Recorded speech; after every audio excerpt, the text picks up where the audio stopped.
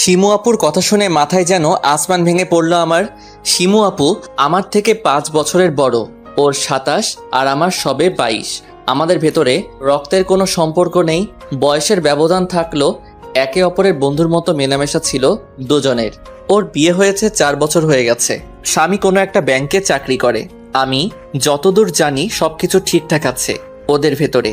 তাহলে এই কথাটা বললো কেন হঠাৎ বুঝতে পারছি না। আপু, তোর কি মাথা খারাপ হয়ে গেছে? কি বলছিস এগুলা? ভেবেচিন্তে বলছিস তো? হ্যাঁ, ভেবেচিন্তেই বলছি। দেখ, এই ব্যাপারটা তোর আর আমার ভেতরেই থাকবে, কেউ কিছু জানবে না। কোন ব্যাপারের কথা বলছো তুমি? বাচ্চার ব্যাপারের। বল, তুই আমার এই শেষ সাহায্যটুকু করবি? ওর কথা শুনে লজ্জায় দাঁড়িয়ে থাকতে পারছি না আমি। জানি না শিমু আপু কিভাবে বলছে কথাগুলো, নিজের কানকে যেন নিজেই বিশ্বাস করতে পারছি না এই মুহূর্তে। কি হলো, চুপ করে আছিস কেন? কিছু বল। কি বলবো আমি জানি না কিছু। তোর কিছু জানতে হবে না, শুধু বল আমার কথায় রাজি কিনা। তুই রাজি না হলে আমার মরা ছাড়া উপায় থাকবে না। দুলাভাই কোথায়? তুই তাকে কিছু বলেছিস? মাথা খারাপ? আমি এগুলো তাকে বলবো? তাহলে আমি তোর সাথে কেন এমন একটা বাজে কাজ করব? আর তুই তো একদম সুবিধার মানুষ না। আমি যথেষ্ট সম্মান করতাম তোকে, কিন্তু এখন মনে হচ্ছে সেই সম্মানের জায়গাটা আর থাকবে না। বেশ রেগে গিয়ে কথাগুলো বললাম। আমি জানি এই কথাগুলো আমার বয়সের সাথে যায় না। শিমু আপু আমার কথা শুনে কান্না শুরু করে দিল। আমি লক্ষ্য করলাম ওর চোখ বেয়ে অঝোর ধারায় জল গড়িয়ে পড়ছে। হয়তো আমার কথায় মনে কষ্ট পেয়েছে। ওর সত্যি হয়তো আমার সাহায্যের প্রয়োজন। সেটা না হলে এই রকম একটা প্রস্তাব কেন দেবে আমাকে? শুধু শুধু কোনো সাংঘাতিক কারণ তো নিশ্চয়ই আছে। সেটা না হলে ও কিছুতেই নিজের সমস্ত লাজ লজ্জা বিসর্জন দিয়ে আমার কাছে ছুটে আসতো না। একদিকে ওর চোখের জল সহ্য করতে পারছি না আমি, অন্যদিকে বিবেকের দংশনে মরে যাচ্ছি। কি করব বুঝতে পারছি না। একটু ভেবে আমি শিমু আপুর দিকে এগিয়ে গেলাম, ওর কাঁধে হাতটা রাখলাম। বল, কবে আর কোথায় যেতে হবে আমায়? আমায় রাজি হতে দেখে শিমু আপুর মুখে হাসি ফুটে উঠল। আমাকে বলল, কোথাও যেতে হবে না, আমি আজ রাতেই তোর ঘরে আসবো। তুই রেডি থাকিস। কিন্তু আমি তো এসব করিনি কখনো। সমস্যা নেই, আমি বুঝিয়ে দেব। তুই শুধু নিজেকে তৈরি রাখিস। আচ্ছা, আর একটা কথা বলি। হ্যাঁ বল। যদি প্রথমবারই কাজ না হয় তখন কি হবে? মানে তুই যেটা চাইছিস আমার থেকে, যদি বাচ্চা না আসে? তাহলে বুঝবি এই দুনিয়ায় আমার আয়ু ফুরিয়ে এসেছে। এটা বলে শিমু আপু হন হন করে আমার ঘর থেকে বেরিয়ে গেল। আমি ওর পথের দিকে হাঁ করে তাকিয়ে রইলাম।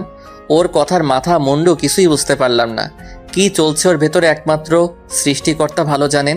শিমু আপুকে কথা তো দিয়েই দিলাম, কিন্তু রাতে কি ঘটবে সেটা ভেবে হাত পা কাঁপছে আমার। এত বড় একটা পাপ করতে চলেছি, না জানি লোক জানাজানি হলে আমার আর ওর কি হবে তখন। শারীরিক সম্পর্কের বিষয়ে বিন্দুমাত্র অভিজ্ঞতা নেই আমার, কোনোদিন মাথা ঘাবাইনি এই নিয়ে, জানার বা বোঝার চেষ্টাও করিনি। পড়াশোনার মাঝে ডুবিয়ে রেখেছি নিজেকে।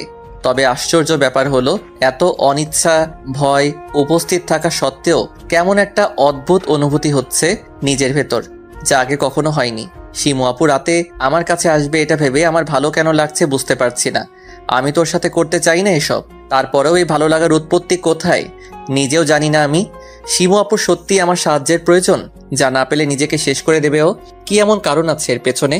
কোনো বিবাহিত নারী কেন ইচ্ছে করে নিজের সতীত্ব নিজের হাতে নষ্ট করতে চাইবে? কি হতে চলেছে আজ রাতে আমার সাথে? রাত প্রায় 10টা বাজে। শিমু আপুর আসার কোনো নাম নেই এখনো। আমার ঘরটা বাসার দক্ষিণ পাশে, তাই কেউ চাইলেই যখন তখন আমার রুমে ঢুকতে পারে। বাবা মা ওপরের ফ্লোরে থাকে, এতক্ষণে তারা ঘুমিয়ে পড়েছে নিশ্চয়ই। এদিকে আমি শিমু আপুর জন্য অপেক্ষা করে চলেছি। আরও আধা ঘন্টা অতিবাহিত হয়ে যায়। হঠাৎ আমার মনে হতে লাগলো শিমু আপু হয়তো তার সিদ্ধান্ত পরিবর্তন করে ফেলেছে, হয়তো আসবে না ও। যা হয়েছে একদিকেই ভালোই হয়েছে, অনেক বড় একটা পাপের হাত থেকে রক্ষা পাবো আজ আমি। সত্যি মনে মনে এটাই চেয়েছিলাম, যেন শিমু আপু আজ রাতে না আসে। আমি কখনই চাইনি ওর আমাদের ভেতরের বন্ধুত্বের সম্পর্কটা নষ্ট হোক। ঘড়ির দিকে তাকিয়ে তারপর দরজাটা বন্ধ করে দিলাম। বিছানার উপরে এসে বসতেই হালকা করে কেউ যেন দরজায় ধাক্কা দিল আমার।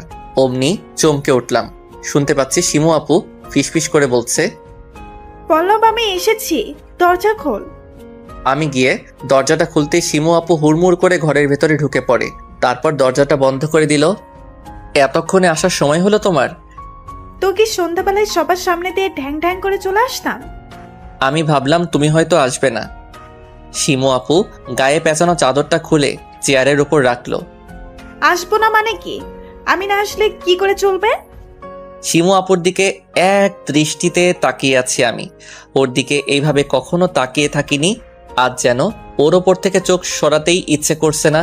শরীরের ভেতর এক অদ্ভুত দোলাচল শুরু হতে লাগলো আমার। নিঃশ্বাস দ্রুত থেকে দ্রুততর হতে থাকে। ঠান্ডার ভেতরেও ঘেমে যাচ্ছি আমি। এতগুলো দিন শিমু আপুর সাথে থেকেছি, ওর কাছাকাছি এসেছি, কিন্তু এই রকম অদ্ভুত আকর্ষণ কখনো অনুভব করিনি আগে। কিরে, কি ভাবছিস এত দাঁড়িয়ে দাঁড়িয়ে? আয় শুরু কর। শিমু আপুর কথা শুনে ভ্যাবাচাকা খেয়ে গেলাম। শুরু করব? কি শুরু করব? আমি তো এসব করিনি কখনো। যা করার তাড়াতাড়ি করতে হবে। আমার হাতে বেশি সময় নেই। লোক জানাজানি হয়ে গেলে কি হবে ভাবতে পারিস? শিমু আপু আমাকে কোনো একটা কারণে বাইরে যেতে বলে, জানি না কেন বলেছে। তারপর ঘরের ভেতরে ঢুকে আমার চোখ পুরোপুরি ছানা বড়া। এইভাবে ওকে কোনোদিন দেখতে হবে স্বপ্নেও কি ভেবেছিলাম? ওর দিকে চোখ তুলতে লজ্জায় মরে যাচ্ছি আমি। জানি না ও কিভাবে দাঁড়িয়ে আছে আমার সামনে। দরজাটা বন্ধ করে দিলাম আমি। তারপর দুজন কাছাকাছি। ড্রিম লাইটটা অফ করতে চাইলাম, আপু দিল না। এই প্রথম কারোর সাথে শারীরিক সম্পর্ক হতে যাচ্ছে আমার, তাও বয়সে 5 বছরের বড় কারোর সাথে। আমি স্পষ্ট বুঝতে পারছি শিমু আপুর আমার জন্য ভীষণ কষ্ট হচ্ছে। হালকা করে গঙ্গাতে লাগলো, আপু প্লিজ শব্দ করো না, আম্মা আব্বা জেগে যেতে পারে। আমার কথা শুনে শিমু আপু নিজের হাত দিয়ে মুখ চেপে ধরলো আর আমাকে তাড়া দিতে লাগলো যেন তাড়াতাড়ি কাজ শেষ করি। কেন জানি না আমার ইচ্ছে করছে না। এক্ষুনি এসব বন্ধ হোক, সময়টা দীর্ঘায়িত হোক, এটাই কামনা করছি মনে মনে। মনে হচ্ছে এর থেকে সুখের অনুভূতি আর কিছু হতে পারে না কারোর জীবনে। শিমু আপুর মুখের উপর থেকে হাতটা সরে যায়। ওর মুখের গোঙানির আওয়াজ আমার ঘরটাকে আন্দোলিত করে তুললো। অমনি আমি শক্ত করে ওর মুখটা চেপে ধরি। তারপর সুখের সাগরে বিচরণ করতে থাকি। শিমু আপুকে ভীষণ অসহায় মনে হচ্ছিল তখন, আর মনে হচ্ছে আমি যেন অত্যাচার করছি ওকে। তবুও এই অত্যাচার করতেই ভালো লাগছে আমার। ওর প্রতি কোনো রকম সহানুভূতি কাজ করছে না। নিজেকে দেখে নিজেই অবাক হচ্ছি। সত্যি শরীরের আকাঙ্ক্ষা বোধহয় এমনই হয়। এই সময়ে নিজের সুখ ব্যতীত আর কিছু ভাবার অবস্থায় নেই আমি। এক পর্যায়ে সে কাঙ্ক্ষিত মুহূর্ত এলো। শিমু আপু যেটা পাওয়ার জন্য সমস্ত যন্ত্রণা মুখ বুজে সহ্য করে গেছে, আমাকে শক্ত করে জড়িয়ে ধরলো ও। এরপর দুজনেই চুপ, চারিদিকে পিনপতন নীরবতা। শিমু আপুর থেকে নিজেকে বিচ্ছিন্ন করে নিলাম। এরপর হাঁপাতে হাঁপাতে বিছানায় উঠে বসলো শিমু আপু। আমি টাওয়েলটা কোমরে জড়িয়ে বাথরুমের দিকে চলে যাই। ফ্রেশ হয়ে ঘরে এসে দেখি কেউ নেই ভেতরে। শিমু আপু চলে গিয়েছে। জানি না আজকের এই ঘটনার পরে আর কোনোদিন ওর সামনাসামনি হতে পারবো কি না। যদি কোনোদিন হতে হয় সেটি হবে আমার জীবনের সবথেকে লজ্জাজনক অধ্যায়। তবে মনে প্রাণে চাই ও যেন মা হতে পারে। ওর লাইফের সমস্ত প্রবলেম দূর হোক। ও ভালো নেই এটা জানতে পারলে আমি নিজেও ভালো থাকতে পারবো না। হঠাৎ উপরের বারান্দা থেকে আম্মার গলার আওয়াজ শুনে যেন আঁতকে উঠলাম আমি। কি রে পল্লব, এখনো ঘুমাসনি? এই তো এক্ষুনি ঘুমাবো আম্মা। কি করছিস এতক্ষণ লাইট চালিয়ে? কিছু না, এই বলে তড়িঘড়ি করে লাইট বন্ধ করে শুয়ে পড়লাম। সকালবেলা মেসেজ নোটিফিকেশনের আওয়াজে ঘুম ভেঙে গেল। মোবাইলের লকটা খুলে স্ক্রিনের দিকে তাকিয়ে দেখি একটা আইডি থেকে কেউ ভিডিও মেসেজ পাঠিয়েছে। ভিডিওটা অন করতেই চোখ জোড়া যেন কপালে উঠলো আমার। ভয়ে হাত পা ঠান্ডা হয়ে আসতে লাগলো। হায় খোদা, এ তো আমার আর শিমু আপুর ঘনিষ্ঠ মুহূর্তের ভিডিও। ভিডিওতে শিমু আপুর মুখটা দেখা না গেলেও আমাকে স্পষ্ট বোঝা যাচ্ছে। এটা দেখে আমার হাত পা ভয়ে ঠান্ডা হয়ে আসতে লাগলো। মাথাটা মুহূর্তেই চক্কর দিয়ে উঠলো। চোখে যেন অন্ধকার দেখছি। ভিডিওর নিচে আবারও কিছু টাইপিং মেসেজ আসলো। কি ভেবেছিলে পার পেয়ে যাবে তুমি? আমি থাকতে সেটা কখনো সম্ভব না। কে তুমি? এই ভিডিও তোমার কাছে গেল কি করে? আমি রিপ্লাই দিলাম, আমি কে সেটা জানার জরুরি নাই, তুমি নিজের কথা ভাবো। দেখুন আপনি আমাকে এইভাবে ব্ল্যাকমেল করতে পারেন না। আমি কিন্তু কি করবে তুমি? তুমি কারোর সাথে সহবাস করছো আর সেটা রেকর্ড করেছে কেউ? কি ভেবেছো এটা বলে সবার সহানুভূতি কুড়াবে তুমি? আমি যাই করি না কেন সেটা আমার নিজস্ব ব্যাপার। আপনি আমার অনুমতি ছাড়া আমার আপত্তিকর ভিডিও রেকর্ড করতে পারেন না। একেই তো অন্যায় করছো, আবার বড় বড় কথা। শুনুন, আমি যদি অন্যায় করে থাকি আপনিও গোপনে সেটা ক্যামেরাবন্দি করে অন্যায় করেছেন। আমি আর নতুন করে কিছু বুঝতে চাই না, তবে তোমার কি হয় দেখতে থাকো। অনেক কিছু হিসেব বাকি তোমার থেকে আমার। আমি কি ক্ষতি করেছি আপনার? কেন শুধু শুধু পেছনে পড়েছেন আমার? ক্ষতি সেটা না হয় যেদিন দেখা হবে সেদিন বলবো, একবারে মুখোমুখি সামনাসামনি। কে আপনি? প্লিজ আমাকে বলুন কে আপনি? এইভাবে কেন গেম খেলছেন আমার সাথে? লেখাটা টাইপ করে সেন্ড বাটনে ক্লিক করতেই you can not reply to this conversation লেখা আমাকে বুঝিয়ে দিল লোকটা ব্লক করে রেখেছে আমায়। আমি সত্যি জানি না কে সে। গত রাতে আমার আর শিমু আপুর ভেতরে যা হয়েছে আমরা দুজন ছাড়া তো কেউ জানতো না। তাহলে কারোর পক্ষে আগে এসেই ক্যামেরা সেট করে রেখে যাওয়া একেবারেই অসম্ভব। যখন আমরা একে অপরের সাথে শারীরিক সম্পর্কে লিপ্ত হয়েছি, ঘরের সমস্ত দরজা জানালা তো বন্ধই ছিল। বাইরের থেকে কেউ ভিডিও করবে সেটাও অসম্ভব। আর তাছাড়া এই ভিডিও দেখে একটিবারও মনে হচ্ছে না এটা ঘরের বাহির থেকে রেকর্ড করা হয়েছে। কে থাকতে পারে এসবের পেছনে? কিছুই বোধগম্য হচ্ছে না আমার। কার সাথে আমার এত বড় শত্রুতা? কি করতে চাইছে সে অজ্ঞাতনামা ব্যক্তি আমার সাথে? আমার কোনো প্রকার ইচ্ছে ছিল না শিমু আপুকে ভোগ করার। আমি যেটা করেছি ওর ভালোর জন্যই করেছি। ওর উপকার করাই মুখ্য উদ্দেশ্য ছিল আমার। সেটা করতে গিয়ে এইভাবে ফেঁসে যাব কখনো ভাবতে পারিনি। এই ভিডিও যদি পাবলিক হয়ে যায় কোনো প্রকারে আমার পরিস্থিতিটা কি হবে তখন এটা চিন্তা করতে আর স্থির রাখতে পারছি না নিজেকে। মাথাটা ব্যথা করতে লাগলো চিনচিন করে। হঠাৎ আমার চোখ জোড়া বিছানার চাদরের ওপরে যায়। সাদা বিছানার চাদরে ছোপ ছোপ রক্তের দাগ। আর বুঝতে বাকি রইল না আমার এটা কোনো স্বাভাবিক রক্ত নয়। এতগুলো বছর ধরে আগলে রাখা আমার কুমারত্ব অবসানের চিহ্ন এগুলো। এক রাতের বিশাল ব্যবধান ঘটে গেল আমার জীবনে। রক্তের দাগ ধুয়েও দূর করা যায় না। এটা আমার জীবনের একটা অবিচ্ছেদ্য অংশ হয়ে থাকবে আজ থেকে। আর প্রতিনিয়ত স্মরণ করিয়ে দিবে গতকালকের রাতের মুহূর্তগুলো। হঠাৎ কারোর আগমনে আমার ভাবনার রেশ কাটে। সিমরান ভাবি চায়ের কাপ আর বিস্কুটের প্লেট হাতে নিয়ে ঢুকে পড়ল আমার রুমে। আমি একটু অবাক হলাম তাকে দেখে। এ কি তুমি? কখন এলে তোমরা? এই তো একটু আগে। ওমা, এত সকাল সকাল? সকাল কয়টা বাজে ঘড়িতে দেখছো চোখ বুলিয়ে? ভাবিকে কি করে বুঝাই আমার উপর দিয়ে যা ঘটে গেছে? তাতে সময় খেয়াল করার সুযোগ পেলাম কোথায়? ভাবির কথা শুনে ঘড়ির দিকে তাকিয়ে দেখি 9:30 বাজে। তার মানে সত্যি অনেকটা বেলা হয়ে গেছে। আকাশে মেঘ করার কারণে আন্দাজ করা যাচ্ছে না। ভাইয়া কোথায়? ভাইয়া এসেছো তো? হ্যাঁ, তোমার ভাই এসেছে। সারা রাত জার্নি করে এসেছে, তাই তো এখন পড়ে পড়ে ঘুমাচ্ছে। আচ্ছা ঠিক আছে, তুমি এগুলো রেখে যাও, আমি একটু পরে খাবো। তা ঠান্ডা হয়ে যাবে কিন্তু। হোক। ভাবি আর আমার কোনো কথার অপেক্ষা না করে ঘর থেকে বেরিয়ে গেল। আমি টাওয়েলটা কাঁধে জড়িয়ে বাথরুমের ভেতরে ঢুকলাম। ট্রাউজারের ফিতাটা আলগা করতে সেটা গড়িয়ে পায়ের কাছে লুটোপুটি খেতে লাগলো। সম্পূর্ণ নগ্ন হয়ে আয়নার সামনে এসে দাঁড়ালাম। নিজেকে দেখে এই মুহূর্তে একটা অদ্ভুত অনুভূতি হচ্ছে আমার। যেন নিজের প্রতিবিম্বর উপর থেকে চোখ ফেরাতে পারছি না। নিজের শরীরে প্রতিটা অঙ্গ প্রত্যঙ্গের ভাঁজে ভাঁজে চোখ বুলিয়ে নিজেকে নতুন করে আবিষ্কার করছি। গতকাল রাতে শিমু আপু কাছাকাছি আসতে যে অনুভূতি কাজ করছিল, এখন যেন সেটা আবার জাগ্রত হচ্ছে ধীরে ধীরে। সামান্য আঙুলের স্পর্শ শরীরে শিহরণের সৃষ্টি করতে লাগলো, যেটা একেবারেই স্বাভাবিক নয়। আমি বুঝতে পারছি এই মুহূর্তে আমার শরীর একটা নারী দেহের প্রত্যাশা করছে, কিন্তু আমি শরীরের এই চাহিদা পূরণে অপারগ। নিজেকে শান্ত করতে পারছি না কিছুতেই। যেন রক্তের ভেতরে গরম লাভা ঢেলে দিয়েছে কেউ, যা শিরা উপশিরা দিয়ে প্রবাহিত হচ্ছে। ধীরে ধীরে হাতটা নিচের দিকে যেতে লাগলো আমার। তারপরে একটা নরম আদর মাখানো স্পর্শ। এই অভ্যাসের সাথে একেবারে সংযোগ ছিল না আমার, কিন্তু আজ এটা চর্চা করা ছাড়া কোনো উপায় নেই। নিজেকে সংবরণ করার জন্য নিজের অভ্যাসের বিরুদ্ধ চর্চা করতে লাগলাম। উপলব্ধি করছি এটা আমাকে গতরাতের শতভাগের 1 ভাগও আনন্দ দিচ্ছে না। আবার চাইলে এক্ষুনি বন্ধ করতে পারছি না। এর শেষ প্রান্তে না পৌঁছানো পর্যন্ত শান্তি নেই আমার। যাই হোক, আয়নার সামনে দাঁড়িয়ে চর্চাটা চালিয়ে যেতে লাগলাম। এভাবেই নিজেকে নিজে উপভোগ করতে করতে এক পর্যায়ে শান্ত হয়ে গেলাম। সারা শরীর অদ্ভুত এক ঝাঁকুনি দিয়ে উঠল। আমার দ্রুত শ্বাসের শব্দ বাথরুমের 4 দেয়ালের ভেতরেই সীমাবদ্ধ থেকে যায়। কিছুক্ষণ দাঁড়িয়ে দাঁড়িয়ে হাঁপাতে থাকি। এরপর গোসল সেরে তাড়াতাড়ি বেরিয়ে আসলাম। এখন অনেকটা হালকা লাগছে নিজেকে। নাস্তাটা সেরে নিজের কিছু জরুরি কাজ সেরে ফেললাম। এর ভেতরে ভিডিও রেকর্ডের কথাটা বেরিয়ে গিয়েছিল মাথা থেকে। এরপর সন্ধ্যাবেলা দর্পণ ভাইয়ার সাথে দুপুরে খাবার খাওয়ার সময় এক পলক দেখা হয়েছিল, তারপর আর হয়নি। ভাবলাম 2 ভাই মিলে বাইরে গিয়ে একটু আড্ডা দিলে আসলে মনে দুশ্চিন্তাগুলো একটু হলেও লাঘব হবে। এমনিতে বিভিন্ন কারণে সকাল থেকে ঘেটে আসছি। এইভাবে ভাইয়ার রুমের দিকে যাই। রুমের দরজাটা খুলতেই দেখি কেউ নেই ঘরে।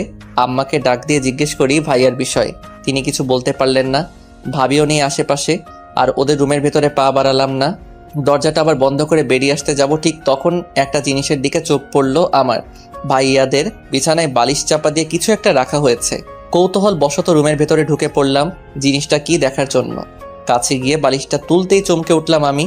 এ তো একটা ভিডিও রেকর্ড ক্যামেরা, বেশ ভালো দাম দিয়ে কিনেছে বোঝা যাচ্ছে। কিন্তু ভাইয়া ভাবি তো একটিবারের জন্যও বললো না এটা আমায়। ভীষণ খটকা লাগছে বিষয়টা।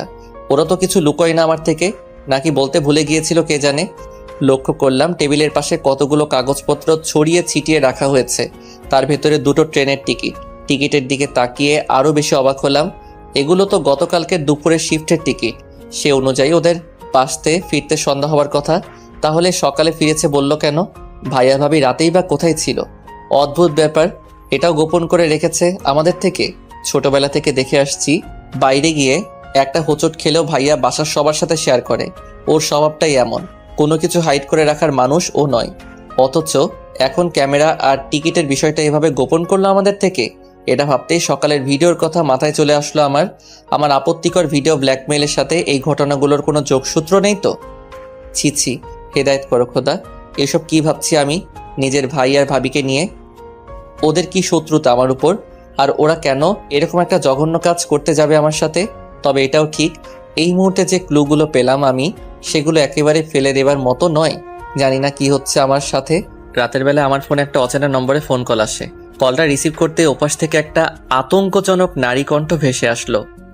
হ্যালো পল্লব, পল্লব তুই কোথায় আছিস? কণ্ঠটা ভীষণ পরিচিত মনে হচ্ছে। আরে এটা তো শিমু আপু। শিমু আপুর কণ্ঠ শুনে চমকে উঠলাম আমি।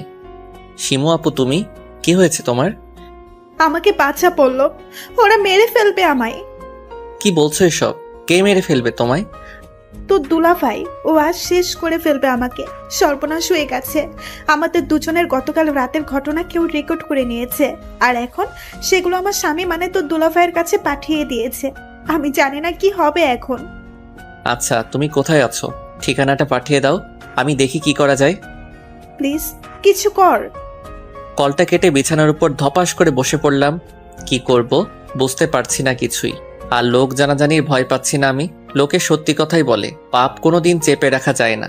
যে করেই হোক সেটা সবার সামনে প্রকাশ পাবেই। আমার আর শিমু আপুর শারীরিক সম্পর্কের কথা সারা পৃথিবী জেনে যাবে। সবার সামনে আমি একটা খারাপ নোংরা ছেলে হিসেবে পরিচিতি পাব। নিজের মান সম্মানের বলি দেবার জন্য প্রস্তুত করছি নিজেকে। এই নিয়ে আক্ষেপ নেই, তবে মনে একটাই ভয়, ওরা শিমু আপুর কোনো ক্ষতি না করে ফেলে। বাসা থেকে যত দ্রুত সম্ভব বেরিয়ে পড়লাম। কে আমাদের ঘনিষ্ঠ মুহূর্ত ভিডিও রেকর্ড করেছে সেই ভাবনা মাথা থেকে পুরোপুরি বের করে দিয়েছি। এই মুহূর্তে শিমু আপুর কাছে পৌঁছানো সব থেকে বেশি দরকার। যে ঠিকানাটা আমাকে দিয়েছে সেখানে পৌঁছাতে পৌঁছাতে রাত 11টা বেজে যায়। শিমু আপু ওর এক বান্ধবীর বাসায় আশ্রয় নিয়েছে। আমাকে দেখেই জড়িয়ে ধরে হাউমাউ করে কান্না শুরু করে দিল। আমি চরম বিরক্ততার সাথে ওকে ঠেলে দূরে সরিয়ে দেই। আমার ব্যবহারে ভীষণ অবাক হলো শিমু আপু। আমি বেশ রাগান্বিত স্বরে শিমু আপুকে প্রশ্ন করি, কেন আমার সাথে এটা করলে? আমার জীবনটা এইভাবে নষ্ট করে দিলে কেন তুমি? আমি তোর জীবন নষ্ট করেছি? নয়তো কি, তোমার না স্বামী বর্তমান? তুমি তারপরেও একজন পরপুরুষকে অবৈধ সম্পর্কের প্রস্তাব দাও কি করে? তুই পরপুরুষ আমার কাছে? কি বলছিস এসব? হ্যাঁ জানি, আমি তোমার খুব কাছের একজন বন্ধু, কিন্তু একজন বিবাহিত নারীর কাছে তার স্বামী ছাড়া সবাই পরপুরুষই হয়, এমনকি তার নিজের ভাইও। স্বামী? কে আমার স্বামী? কাকে স্বামী বলছিস তুই? কেন তাজ ভাইয়া? আমার কথা শুনে শিমু আপু হাসতে লাগলো। আমি ওর এই অনর্থক হাসার কোনো কারণ খুঁজে পাচ্ছি না। তুমি এই সময় হাসছো কি করে পারছো, বলবে আমায়? তুই কাকে স্বামী বলছিস পল্লব? যে পুরুষ সন্তান না জন্ম না দিতে পারার জন্য তার স্ত্রীকে দিনের পর দিন মারধর করে, তাকে শেষ করে দেবার হুমকি দেয়, সে স্বামী? যে নিজের বাবা মায়ের কথায় বিয়ে করা স্ত্রীকে ছেড়ে দিতে পারে, সে স্বামী? আমি ঠিক বুঝতে পারলাম না তোমার কথা আপু, কি হয়েছে আমাকে খুলে বলো। আমার দুঃখের কথা কি শুনবি তুই? তুই তো আগে থেকে আমাকে অপরাধের কাঠগড়ায় দাঁড় করিয়ে দিয়েছিস। লক্ষ্য করছি শিমু আপু কথাগুলো বলছে আর চোখ বেয়ে জল গড়িয়ে পড়ছে তার। এইভাবে আগে কখনো কাঁদতে দেখিনি ওকে। আমি ওর পাশে গিয়ে বসলাম, তারপর ওর কাঁধে হাত রেখে বলি, কি হয়েছে তুই শুধু একটিবার বল আমায়, প্লিজ আপু বল। তুই তো জানিস তাজের সাথে আমার বিয়ে হয়েছে এতগুলো বছর। আমি ওদের বংশে একটা সন্তান দিতে পারছি না বলে ওর পরিবারের ক্ষোভের শেষ নেই আমার উপরে। ওরা আমাকে সবকিছুর জন্য দায়ী মনে করে। আমি নাকি অপয়া, আমার পাপের জন্য পেটের সন্তান আসছে না। আমি তাজকে বোঝানোর অনেক চেষ্টা করি, কিন্তু ও আমাকে তো বুঝলোই না, উল্টো নিজের বাবা মায়ের অন্ধবিশ্বাসের পক্ষ নিল। আমি এর প্রতিবাদ করলে আমার উপরে নেমে আসতো অকথ্য নির্যাতন, আমাকে ছেড়ে দেবার হুমকি পর্যন্ত দিত। এখন তুই বল, আমি বাপ মা মরা মেয়ে, তাজ আমাকে ওর পরিবার থেকে তাড়িয়ে দিলে কোথায় যেতাম আমি? আমার যে মরা ছাড়া উপায় ছিল না। এরপর সবকিছু আল্লাহর হাতে ছেড়ে দিলাম। তাকে ডাকতে লাগলাম, তিনি যেন একটা সন্তানটাই আমার। কিন্তু জানি না কোন পাপের জন্য উনি মুখ ফিরিয়ে নিয়েছেন আমার থেকে। আল্লাহ দয়া করলেন না আমার উপর। এরপর আমি ধীরে ধীরে বুঝতে পারি আসলে সমস্যাটা আমার না, তাজের। ওর ভেতরে সন্তান জন্ম দেবার ক্ষমতা নেই, অথচ দিনের পর দিন নিজের অপারগতার দায় আমার উপর চাপিয়ে এসেছে অমানুষটা। আমি ওর বাবা মার কাছে সবকিছু খুলে বলি, ভেবেছিলাম তারা হয়তো বুঝবে, কিন্তু তার উল্টো ফল হলো। ওরা কেউ আমার কোনো কথা কানে তুলল না, সমানে আমাকে নির্যাতন আর ছেড়ে দেবার হুমকি দিতে থাকে। একবার আইনেরও আশ্রয় নিয়েছিলাম, কিন্তু চতুর তাজ আর ওর ফ্যামিলি পুলিশদের ঘুষ খাইয়ে আইনের মারপ্যাচ থেকে বেরিয়ে আসে, আমার উপর নির্যাতনের মাত্রা বাড়াতেই থাকে। তুই বিশ্বাস কর, আমার যদি বাবা মা বেঁচে থাকতো বা কোথাও যাওয়ার একটা ভালো জায়গা থাকতো, সেখানেই চলে যেতাম। কিন্তু আমার ভাগ্য এতটাই খারাপ, সেই রাস্তাও বন্ধ ছিল। এরপর আমার তোর কথা মাথায় আসে, একটা কঠিন সিদ্ধান্ত নিয়ে বসে আমি।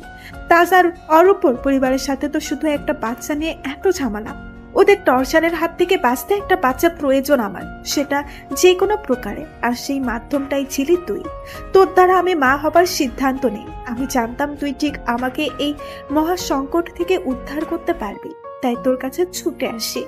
আমি এটাও জানি এখন তোর অংশ ধীরে ধীরে বেড়ে উঠছে আমার ভেতর। তাস সাপ সাপ জানিয়ে দিয়েছে ও এই বাচ্চার দায়িত্ব নিতে পারবে না, উল্টো আমায় আটকে মারধর করেছে। দেখ কি অবস্থা করেছে আমার। এই বলে শিমু আপু ওর পিঠটা আমাকে দেখায়। এক পলক সেই দিকে তাকিয়ে আতকে উঠলাম আমি। ইস, মানুষকে মানুষ এইভাবে টর্চার করে? শিমু আপুকে জানোয়ারগুলো নিশ্চিত মেরেই ফেলবে। আর এই ঘটনার পরে তো সেটা আরও নিশ্চিত। শিমু আপুর চোখের সমস্ত জল ইতিমধ্যে শুকিয়ে গিয়েছে, কাঠ হয়ে দাঁড়িয়ে আছে আমার সামনে। ইতিমধ্যে রুমের দরজায় ধাক্কা মেরে কেউ ভিতরে ঢুকে পড়ে। সে আর কেউ নয়, তাজ ভাইয়া। তাজ ভাইয়া গিয়ে শিমু আপুর চুলের মুঠি চেপে ধরল। কিরে, মার খেয়েও লজ্জা নেই তোর? এখন আসছিস একটা হাঁটুর বয়সী ছেলের সাথে নষ্টামি করতে? মুখ সামলে কথা বলুন, কাকে কি বলছেন? এই, তুমি একদম চুপ থাকো। তোমাদের দুজনের নষ্টামির সব প্রমাণ আছে আমার কাছে। আর তুমি এই বয়সে দেখি পাক্কা খেলোয়াড় হয়ে উঠেছো। কে দিয়েছে এত ভালো ট্রেনিং? শিমু আপু? শিমু আপু গিয়ে তাজ ভাইয়ার পা জড়িয়ে ধরে বলতে লাগলো, তোমার যা বলার আমাকে বলো, পায়ে পড়ি, ওকে কিছু বলো না। আমার পা ছাড় বলছি, আর তোর কোনো কথা শুনবো না আমি। তোকে তো এবার ডিভোর্স দিতেই হবে। তাজ ভাইয়া রেগে মেগে শিমুল আপুকে উদ্দেশ্য করে বলে, আপু তুমি পা ছাড়ো ওর। ওর মতো একটা মানুষের পা ধরে কেন নিজেকে ছোট করছো? এত বড় বড় কথা বলছো? কি হও তুমি ওর? শুধু দেখো আমি ওর কি অবস্থা করি। কি করবে তুমি? ছেড়ে দেবে ওকে?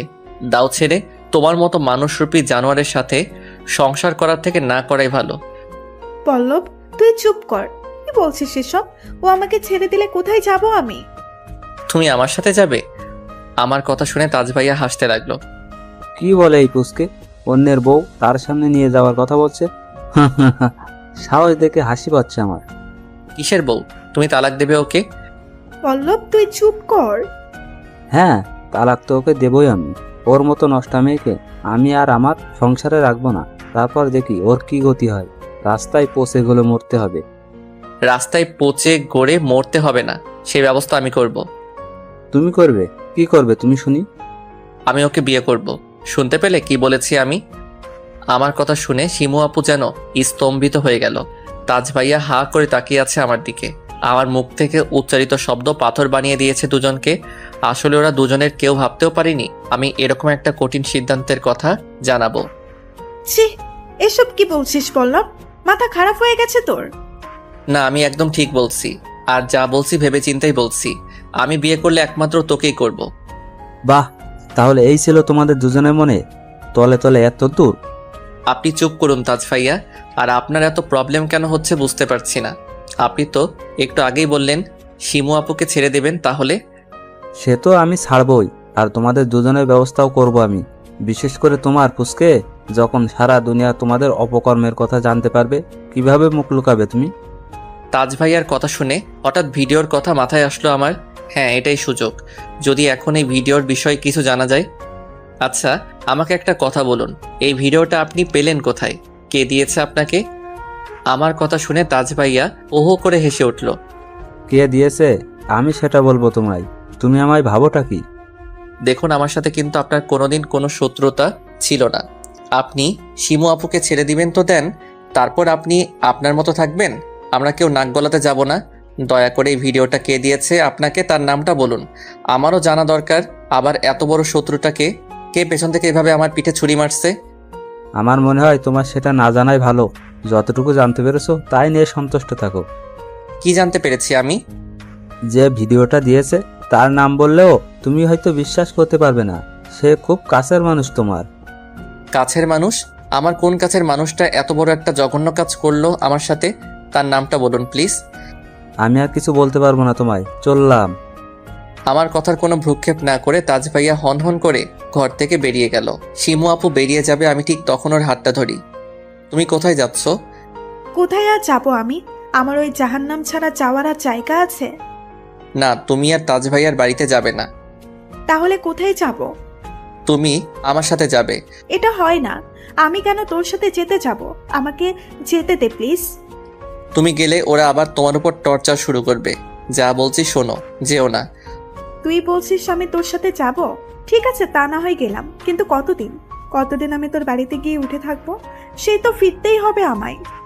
তোমাকে আর আমার বাড়ি থেকে ফিরতে হবে না, আমি সেই ব্যবস্থা করব। বিয়ে করব তোমাকে আমি। এগুলো পাগলামি ছাড়া কিছু না। তোমার আর আমার বিয়ে, এটা হয় কখনো? কেন হয় না? আর একটা কথা বলো, যদি কালকে রাতের জন্য তোমার গর্ভে সত্যি আমার বাচ্চা আসে, তো তখন কি করবে তুমি? তাজ ভাইয়া কোনোদিন মেনে নেবে ওই বাচ্চা? সে তো এখন সবটা জানে। কেউ আসবে না, আসার আগেই তাকে শেষ করে দেব আমি। কি বলছো কি এসব? তুমি জানো এটা আরো বড় পাপ। আর তার থেকেও বড় কথা, আমি আমার সন্তানকে নষ্ট করতে দেব না তোমায়। ওকে আমি আমার পরিচয় বড় করব। বড্ড পাকা পাকা কথা বলছিস। তোর মুখে এত ভারী ভারী কথা মানায় না। চুপ কর। আচ্ছা, আর বলবো না। তবে আমি তোমাকে এত বড় একটা অন্যায় করতেও দেব না। এখন আমার সাথে চলো। শিমু আপু কিছুতেই আমার সাথে যেতে চায় না। আমি এক প্রকার জোর করে ওকে আমার গাড়িতে নিয়ে গিয়ে উঠাই, তারপর বাড়ির উদ্দেশ্যে রওনা দেই। জানি না বাড়ির লোকজনকে কিভাবে সামাল দেব। যাই হোক, কিছু একটা বুঝিয়ে বলতে হবে ওদের। হঠাৎ ফোনে একটা মেসেজ নোটিফিকেশন আসলো। ফোনটা ওপেন করতে চোখ দুটো ছানা বড়া আমার। আবারও সেই আইডি থেকে মেসেজ। কেমন আছো পল্লব? আমি কোনো রিপ্লাই দিলাম না। কি হলো, কথা বলছো না কেন? একটু আগে তোমার ভিডিওটা আবার দেখলাম। হ্যাঁ, আমি জানি। আমাকে এটা মনে করিয়ে দিতে হবে না। আমার কোনো সিক্রেট জিনিস আছে আপনার কাছে? তুমি কিন্তু বেশ হ্যান্ডসাম, তবে কাপড় ছাড়া আরো বেশি হ্যান্ডসাম লাগে। ছি, কি শুরু করেছেন আপনি এসব? Please stop, please. তোমার দেহের উপর থেকে চোখ ফেরাতে পারছি না আমি পল্লব। প্লিজ একবার ভিডিওর গেটআপে ধরা দাও না আমার কাছে। একবার নিজের চোখে দেখতে চাই তোমায়। কি বলতে চাইছেন আপনি? তুমি ভালো করে জানো আমি কি বলতে চাইছি। তুমি ছাড়া আমার যন্ত্রণা কে বুঝবে? শাট আপ, জাস্ট শাট আপ। আমি কথা দিচ্ছি, এবার তোমার আর আমার অন্তরঙ্গ দৃশ্যের ভিডিও করব না আমি। তোমায় আর ব্ল্যাকমেলও করব না। একবার, জাস্ট একবার। কি একবার? একবারের জন্য হলেও আমি তোমার সাথে সময় কাটাতে চাই। তোমার ছোঁয়া না পেলে আমি নিজেকে শান্ত করতে পারবো না কিছুতেই। মরে যাব আমি। তোমার যন্ত্রণায় নিজেকে জর্জরিত করে ফেলতে চাই পল্লব। না, আর পারা যাচ্ছে না। এই নোংরামি রীতিমতো বেড়েই চলেছে। ফোনের ডাটাটা অফ করে গাড়ির সিটের উপরে ছুঁড়ে মারলাম। এমনিতে তাজ ভাইয়াদের সাথে ঝগড়া করে মোডটা অফ, তার উপর এই বিরক্তিকর মেসেজ মেজাজটাই বিগড়ে দিয়েছে। বাসায় ফিরতে ফিরতে অনেক রাত হলো আমাদের। শিমু আপুকে গেস্ট রুমে রেখে আমি আমার ঘরে শুতে গেলাম। এমনিতেই ভীষণ টায়ার্ড হয়ে আছি। গা হাত পা ছেড়ে দিয়েছে একেবারে। যে পোশাকে ছিলাম সেভাবেই শুয়ে পড়লাম। মাঝরাতে একটা অদ্ভুত শব্দে ঘুম ভেঙে যায় আমার। শব্দটা যেন ওই পাশের ফ্লোরের দিক থেকে আসছে, কিন্তু ওদিকে তো স্টোর রুম। স্টোর থেকে এত রাতে কিসের আওয়াজ আসছে? আমি স্টোর রুমের ভেতরে যেতেই কেউ পেছন থেকে লাঠি দিয়ে আমার মাথায় আঘাত করে। একটা অস্ফুট চিৎকার দিয়ে গিয়ে মাটিতে লুটিয়ে পড়লাম আমি। চারদিকটা ক্রমশ অন্ধকার হয়ে আসছে আমার। ভীষণ যন্ত্রণা হতে লাগলো মাথায়। বুঝতে পারলাম আমি জ্ঞান হারাচ্ছি। ঠিক তখন নিজের চোখে একটা অস্পষ্ট মুখ দেখতে পাই, যার হাতে একটা শক্ত মোটা লাঠি। নিজের কাছে চরম অবিশ্বাস্য প্রতিভাত হলেও সে আর কেউ নয়, শিমু আপু নিজেই। ওর হাতে লাঠি বেয়ে এক ফোঁটা উষ্ণ রক্ত আমার গালের উপরে পড়ল। ঘুম ভাঙতে ধরপড় করে বিছানা ছেড়ে উঠে পড়লাম। এটা কি স্বপ্ন দেখলাম আমি? শিমু আপু কেন এমনটা করতে যাবে আমার সাথে? যাক বাবা, স্বপ্ন তো স্বপ্নই হয়, যা কখনোই বাস্তব হবার নয়। হয়তো কাল সারাদিন যে পরিমাণ ধকল গিয়েছে, এরকম উল্টাপাল্টা স্বপ্ন দেখা অস্বাভাবিক কিছু নাই। আচমকা ভাবির কণ্ঠস্বরে চমকে উঠলাম। এ কি, আজ এত তাড়াতাড়ি উঠে গেলে, কি ব্যাপার? না এমনি, ঘুমটা ভেঙে গেল হঠাৎ। আচ্ছা, শিমু আপু কি ঘুম থেকে উঠেছে? হ্যাঁ, উঠেছি অনেক আগে। আজ তোমার সীমা আপু চা করেছে, খেয়ে দেখো তো কে বেশি ভালো চা বানায়, আমি না তোমার সীমা আপু? কি যে বলো না, এই ব্যাপারে তোমার সাথে টেক্কা দিবে এমন কেউ আছে নাকি? আম্মা উঠেছে ভাবি? হ্যাঁ উঠেছে, তুমি চাটা তাড়াতাড়ি খেয়ে নাও বরং, আমার হাতে অনেক কাজ পড়ে আসছে। এই বলে সিমরান ভাবি আমার ঘর থেকে বেরিয়ে যায়। আমি সেদিকে তাকিয়ে চায়ের কাপটা হাতে নেই। চায়ের কাপে চুমুক দিতে দিতে ভাবতে থাকি, কিভাবে যে আম্মা আব্বার সাথে শিমু আপু আর আমার বিষয়ে কথা বলবো। ওরা সবটা শুনে কি আমাদের এই সম্পর্কটা মেনে নেবে? শিমু আপু আমার থেকে বয়সে অনেক বড়, ওর সাথে আমার খাপ খায় না কখনোই। কিন্তু শিমু আপুকে বাঁচাতে আর আমি যে পাপ করেছি, সেদিন রাতে তার প্রায়শ্চিত্ত যে করতেই হবে আমাকে। শিমু আপু যদি সত্যি সত্যি আমার সন্তান ওর গর্ভে ধারণ করে থাকে, সে অবৈধ পরিচয় পৃথিবীতে জন্ম নিক, এটা চাই না আমি। শুধু আমি কেন, পৃথিবীর কোনো বাবা এটা চাইতে পারে না? তার সন্তানকে বাইরের জগৎ তুচ্ছ তাচ্ছিল্য করুক, তাকে একটা জারদ সন্তান হিসেবে চিনুক। এটা শোনার থেকে মরে যাওয়া অনেক সুখের। নিজের পরিণতি দেখে আজ নিজেরই প্রতি করুণা হচ্ছে আমার যে বয়সে চুটিয়ে পড়াশোনা করা কথা, খেলাধুলা, বন্ধু বান্ধব নিয়ে আড্ডা দেবার কথা, সেদিনের একটি রাতের গল্প আমার জীবনটাই যেন পাল্টে দিয়েছে। এখন কিনা আমাকে বিয়ে, সন্তান এগুলো নিয়ে ভাবতে হচ্ছে। আমি জানি না কবে এই সব কিছুর থেকে মুক্তি মিলবে আমার, কবে একটু প্রাণ ভরে বিশুদ্ধ মুক্ত আলো বাতাসে নিঃশ্বাস নেব। সবটাই অধরা এখন। শিমু আপু আমাদের বাড়িতে একজন গেস্ট হিসেবেই দেখে যায়। ও এর আগেও আমাদের বাড়িতে বহুদিন, আমার পরিবারের সবার সাথে একটা ভালো পরিচয় ওর, তাই আম্মা আব্বাও অনুমতি দিয়ে দিয়েছেন শিমু আপু যতদিন খুশি এই বাড়িতে থাকতে পারে। এর মাঝে মাঝে সেই ফেক আইডি থেকে মেসেজ আসে আমার কাছে, আমায় নানাভাবে ব্ল্যাকমেইল করার চেষ্টা করে। আমি সমানে ইগনোর করতে থাকি। এভাবে কিছুদিন কেটে যায়। শিমু আপু ডিভোর্স লেটার পাঠিয়ে দিয়েছে অনেক আগেই তাজ ভাইয়াকে। 3 মাস হতে এখনো বেশ কিছুদিন বাকি। ভাবছি 3 মাস পরেই যখন আমার শিমু আবুকে বিয়ে করতে কোনো বাধা থাকবে না, সবাইকে সবটা খুলে বলবো। দর্পণ ভাইয়া আর আব্বা বাড়ির একটা ব্যবসার কাজে বাইরে আছে কিছুদিন ধরে, তাই ভাবি আর আম্মাকে একাই থাকতে হচ্ছে এখন। কয়েকদিন থেকে শিমু আপুর শরীরটা খারাপ যাচ্ছিল। আজ সকালে বমি করেছে কয়েকবার। মা তাই ওকে নিয়ে হাসপাতালে নিয়ে গিয়েছে ডাক্তার দেখানোর জন্য। ঘরে শুয়ে শুয়ে একটা বই পড়ছি, ঠিক তখন আমার ফোনে ভাবি নম্বর থেকে একটা কল আসে। হ্যালো ভাবি, কি হয়েছে? ফোন করছো কেন? পল্লব, একটু আমার ঘরে আসো তো, তাড়াতাড়ি আসো। ভাবির গলা একেবারে ঠিক লাগছে না আমার। কথাগুলো বেশ দ্রুত বলছিল। আমি ফোনটা রেখে দৌড়ে তার ঘরের দিকে যাই। দরজার সামনে গিয়ে বেশ অপ্রস্তুত হয়ে পড়ি। মুহূর্তে দরজার বাইরের দিকে ঘুরে দাঁড়ালাম। কি হলো, ভেতরে আসো। ভাবি বারবার তার ঘরে যেতে বলছে আমাকে। বুঝতে পারছি না কি হয়েছে তার। বুকের উপর থেকে শাড়িটা নিচে পড়ে আছে আর খুব বাজেভাবে বিছানার উপরে শুয়ে আছে। আমাকে দেখে নিজেকে সামলানোর কোনো তাড়া লক্ষ্য করছি না তার ভেতরে, উল্টো আমাকে তার ঘরের ভেতরে যেতে বলছে। ভাবি তো এরকম আগে কখনো করেনি আমার সাথে, তাহলে আজ হঠাৎ কি হয়ে গেল? আমি আর তার ডাক উপেক্ষা করতে না পেরে ঘরের ভেতরে ঢুকলাম। কি হয়েছে বলো ভাবি? আরে এদিক ওদিক তাকাস তো কেন, আমার কাছে এসে একটু বসো না। এইভাবে ভাবির দিকে চোখ তুলে তাকাতে ভীষণ লজ্জা লাগছে আমার। আজ তার মনের ভেতরে কি চলছে সত্যি তার নাগাল পাচ্ছি না আমি। যাই হোক, আমি ধীরে ধীরে গিয়ে তার পাশে বিছানার উপরে বসলাম। ভাবি আমার হাতটা খপ করে ধরে ফেললো। আমার বুকটা ভীষণ ব্যথা করছে পল্লব, মনে হচ্ছে যন্ত্রণায় মারা যাব। তো আমি কি করব? বুক ব্যথা করছে, ওষুধ খাও। দাঁড়াও, আমি ওষুধ নিয়ে আসছি তোমার জন্য। না, ওষুধ লাগবে না আমার, তুমি আমার কাছে একটু থাকো। এই বলে ভাবি আমার হাতটা তার বুকের উপরে নিয়ে গেল। আমি কোনো প্রকার রেসপন্স করছি না। ভাবি এটা দেখে ভীষণ হতাশ হয়। আমায় একটা কথা বলবে পল্লব, কিছু মনে করবে না তো? আমি হাতটা ভাবির বুকের উপর থেকে সরিয়ে এনে বলি, কি কথা? তোমার ভাইয়ের কি কোনো প্রবলেম ছিল নাকি বিয়ের আগে থেকে? কিসের প্রবলেমের কথা বলছো? তুমি বুঝতে পারছো না? না, সত্যি পারছি না। কিসের প্রবলেম? আমার মনে হয় ওর ভিতরে কোনো সমস্যা আছে, আমরা একদম সুখে নেই পল্লব। ভাবি তুমি তোমাদের স্বামী স্ত্রীর পার্সোনাল কথা আমাকে কেন বলছো? আমার মনে হচ্ছে সকালে শিমু আপুর সাথে তোমারও ডাক্তারের কাছে যাওয়া উচিত ছিল। আমি একদম ভালো নেই পল্লব, আমার তো মাঝে মাঝে মনে হয় তোমার ভাইয়া কোনো পুরুষই না, ওর ভিতরে কিছু নেই। তাজ্জব বনে যাচ্ছি আমি ভাইয়ার কথা শুনে। এগুলো কোন ধরনের কথা? তবে আমি একটা জিনিস বুঝতে পারছি, ভাইয়া হয়তো ভাবিকে সন্তুষ্ট করতে পারে না, কিন্তু সেটা আমাকে বলার কি মানে হয়? ভাইয়ার কোনো প্রবলেম থাকলে ওকে ডাক্তার দেখাতে বলো ভাবি। ওর দ্বারা কিচ্ছু হবে না, আর ভেতরে ভেতরে শেষ হয়ে যাচ্ছি আমি বলবো। লক্ষ্য করলাম ইতিমধ্যে ভাবির হাত আমার পায়ের রানের ওপর খাপচে ধরেছে আমাকে। বুঝতে পেরেছি আমি ধীরে ধীরে কন্ট্রোল হারাচ্ছি। না, এখানে আর 1 সেকেন্ড অপেক্ষা করা ঠিক হবে না। হয়তো আবারও কোনো ভুল স্টেপ নিয়ে বসবো। শারীরিক যাতনা এমন এক জিনিস, একবার জাগ্রত হলে তাকে নিয়ন্ত্রণ কষ্টকর। তখন আর ভালো মন্দ জ্ঞান থাকে না কারোর মাথায়। ভাবির হাতটা ছাড়িয়ে বিছানা থেকে উঠে পড়লাম, তারপর রুম থেকে বেরিয়ে যাই। সামনের দিকে আসতেই দেখি শিমু আপু আর মা এইমাত্র বাড়িতে এসে ঢুকলো। শিমু আপু মুখ মলিন করে দাঁড়িয়ে আছে, মা হাস্যোজ্জ্বল দৃষ্টিতে আমার দিকে তাকিয়ে বলল। একটা খুশির খবর আছে বাবা। অবাক হয়ে জিজ্ঞেস করলাম, কিসের খুশির খবর আম্মা? শিমু মা হতে চলেছে, এই দেখ মেডিকেল রিপোর্ট। শিমু আপুর দিকে তাকিয়ে আমার হাত থেকে রিপোর্টটা নিলাম। মা শিমু আপুকে নিয়ে ঘরের ভেতরে চলে যায়। আমি রিপোর্টটা হাতে নিয়ে ঠায় দাঁড়িয়ে আছি। কেন জানি না খুলে দেখতে ইচ্ছে করছিল না। একটু আগে বলা মায়ের কথাটা এখনো কানে বাজছে আমার। শিমু মা হতে চলেছে, এটা শোনার পরে কেমন একটা অনুভূতি হতে লাগলো নিজের ভেতর, যা আগে কখনো হয়নি। এই প্রথম এমন অভিজ্ঞতার সাথে পরিচিত হচ্ছি। এতদিন মনে মনে এটাই চেয়েছি যেন বাচ্চাটা না আসে, কিন্তু আজকে তার আসার সংবাদ শুনে আমার উল্টো এত ভালো কেন লাগছে বুঝতে পারছি না। আমার তো খুশি হওয়ার কথা নয়। এই বাচ্চাটা আমাদের দুজনের সমস্যা বাড়িয়ে দিয়েছে বহুগুণে। তারপরেও তার উপর কোনো প্রকার রাগ বা অভিযোগ উপলব্ধি করতে পারছি না আমি। এই অদ্ভুত অনুভূতি কারণ জানা নেই আমার।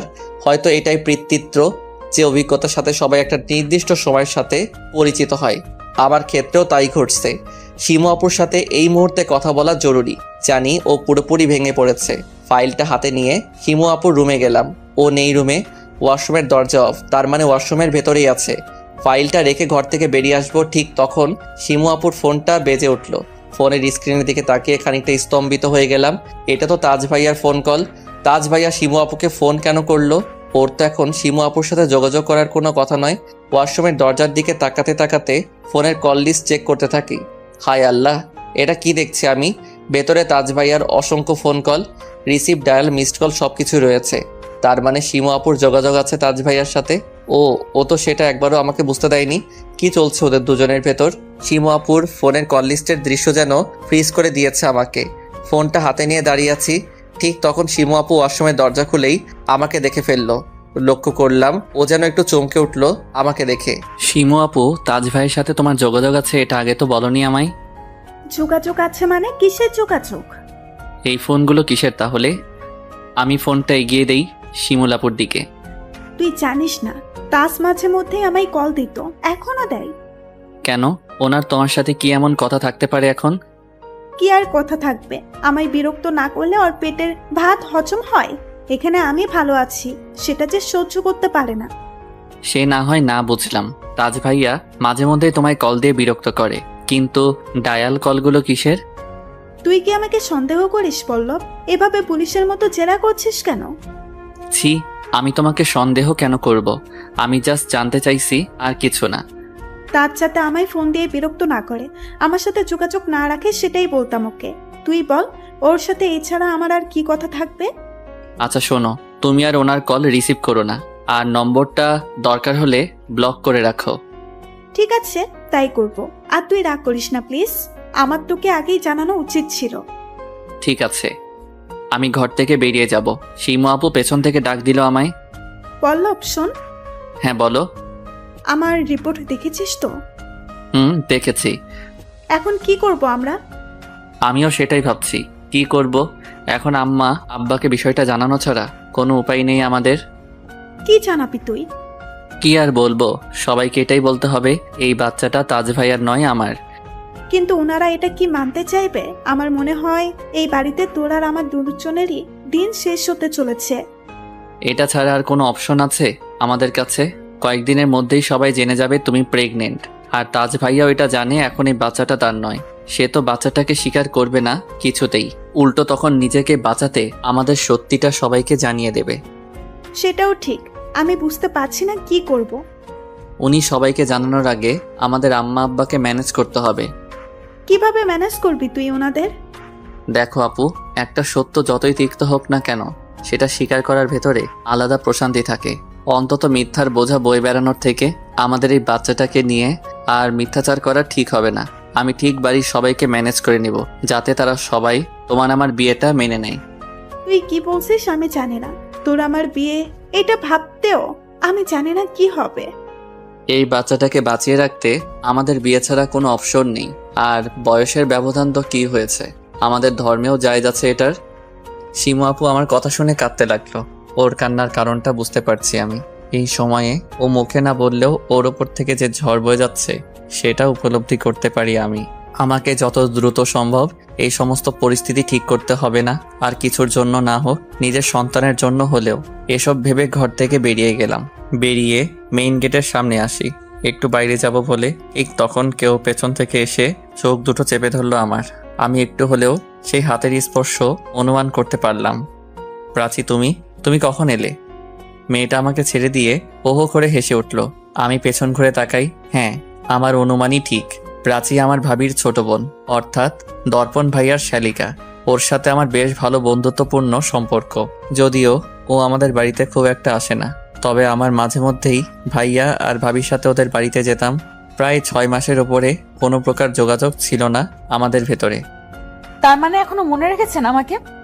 কি যে বলো না, তোমাকে ভুলতে পারি? আর আমি যাকে একবার দেখি সারা জীবনেও ভুলি না। তাই নাকি? হঠাৎ এইভাবে না জানিয়ে এলে, আমাদের কাউকে বললে আমরা না হয় তোমাকে গিয়ে নিয়ে আসতাম। আমি তো জানাতেই চেয়েছিলাম আপনাকে, কিন্তু আপু আর দুলাভাই এমন জরুরি তলব করলো, সঙ্গে সঙ্গে চলে আসতে হলো। ভাবি আর ভাইয়া ডেকেছে তোমায়? হুম। তা কি এমন জরুরি কারণে ডাকলো? সে কি জানি আমি। আচ্ছা শুনুন, আমি শিমু আপুর সাথে একটু দেখা করে আসি, পর না হয় কথা বলবো। এই বলে প্রাচী চলে গেল।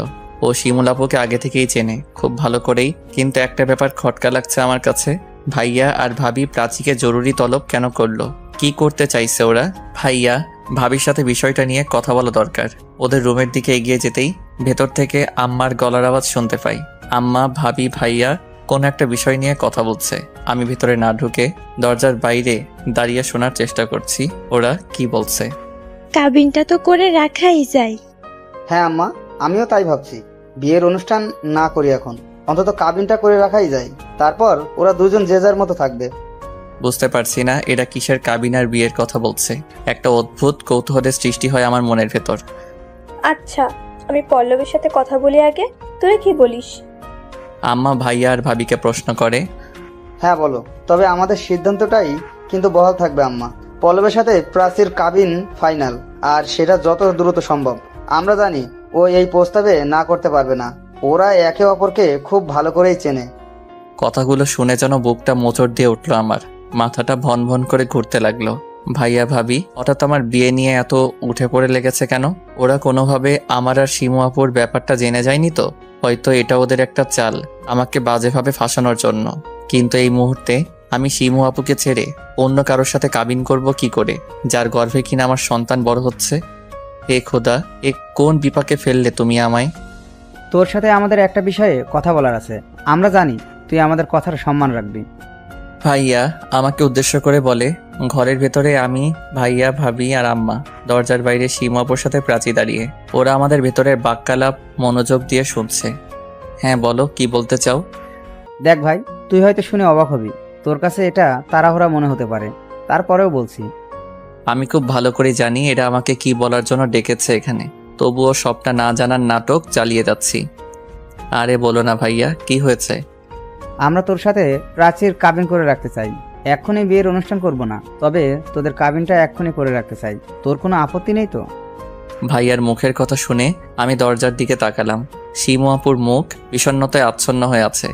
সব থেকে বেশি অবাক হচ্ছি প্রাচীর প্রতিক্রিয়া দেখে। তার মানে ও আগে থেকেই জানতো সবটা, নয়তো একটু হলো নিজের বিয়ের কথা অবাক হতো। আমি এই মুহূর্তে ভাইয়া, ভাবি আর আম্মাকে কি করে শিমু আপু আর আমাদের বাচ্চার বিষয়ে বলবো বুঝতে পারছি না। কি হলো, কথা বলছিস না কেন? তোর প্রাচীকে বিয়ে করতে কোনো আপত্তি নেই তো? আচ্ছা, তোমার বাইরে কোনো অ্যাফেয়ার ট্যাফেয়ার নেই তো? ভাবির কথা শুনে ভাইয়া হেসে উঠলো হো হো করে। কি যে বলো না তুমি, ও করবে অ্যাফেয়ার? তাইলেই হয়েছে। মেয়েদের সামনে দাঁড়িয়ে কথা বলতে দেখেছে কোনোদিন ঠিকঠাক? তাছাড়া আমি আমার ভাইকে ভালো করে চিনি। ওর কারোর সাথে সেই রকম কিছু থেকে থাকলে আমাদের নিশ্চয়ই বলতো। আর 5টা ছেলে মেয়েদের মতো লুকিয়ে রিলেশন করার শিক্ষা আমরা দেইনি ওকে। সর্বনাশ, ভাইয়া এগুলো এখন কেন বলছে? ওর এই কথাগুলো আমার সত্যিটা প্রকাশ করার ক্ষেত্রে আরো বেশি বাধা সৃষ্টি করছে। ওরা এতটা অন্ধের মতো বিশ্বাস করে আমায়। এখন কি করে জানাবো আমি যে আমার সাথে কারোর অবৈধ সম্পর্ক হয়েছে, এমনকি আমার বাচ্চা তার গর্ভে। আমি ইনোসেন্ট নই, অনেক আগেই নিজেকে নষ্ট করে ফেলেছি। এটা শোনার পরে ওরা কি কখনো ক্ষমা করতে পারবে আমায়? কি করে মুখ দেখাবো সবার সামনে? যতটুকু সাহস সঞ্চয় করে এসেছিলাম সবটা ভাইয়ার কথা শুনে ছাই হয়ে গেল। আর কিছু বলা হলো না আমার। চুপ করে আছিস যে, কিছু বল। কি বলবো আমি? আমার মনে হয় প্রাচীর সাথে কথা বলা দরকার তোমাদের সবার আগে।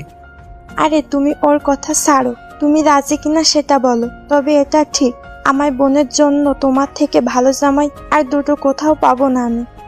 এবার বুঝেছি, ভাবি হয়তো গতকাল নাটক করেছিল আমার সাথে।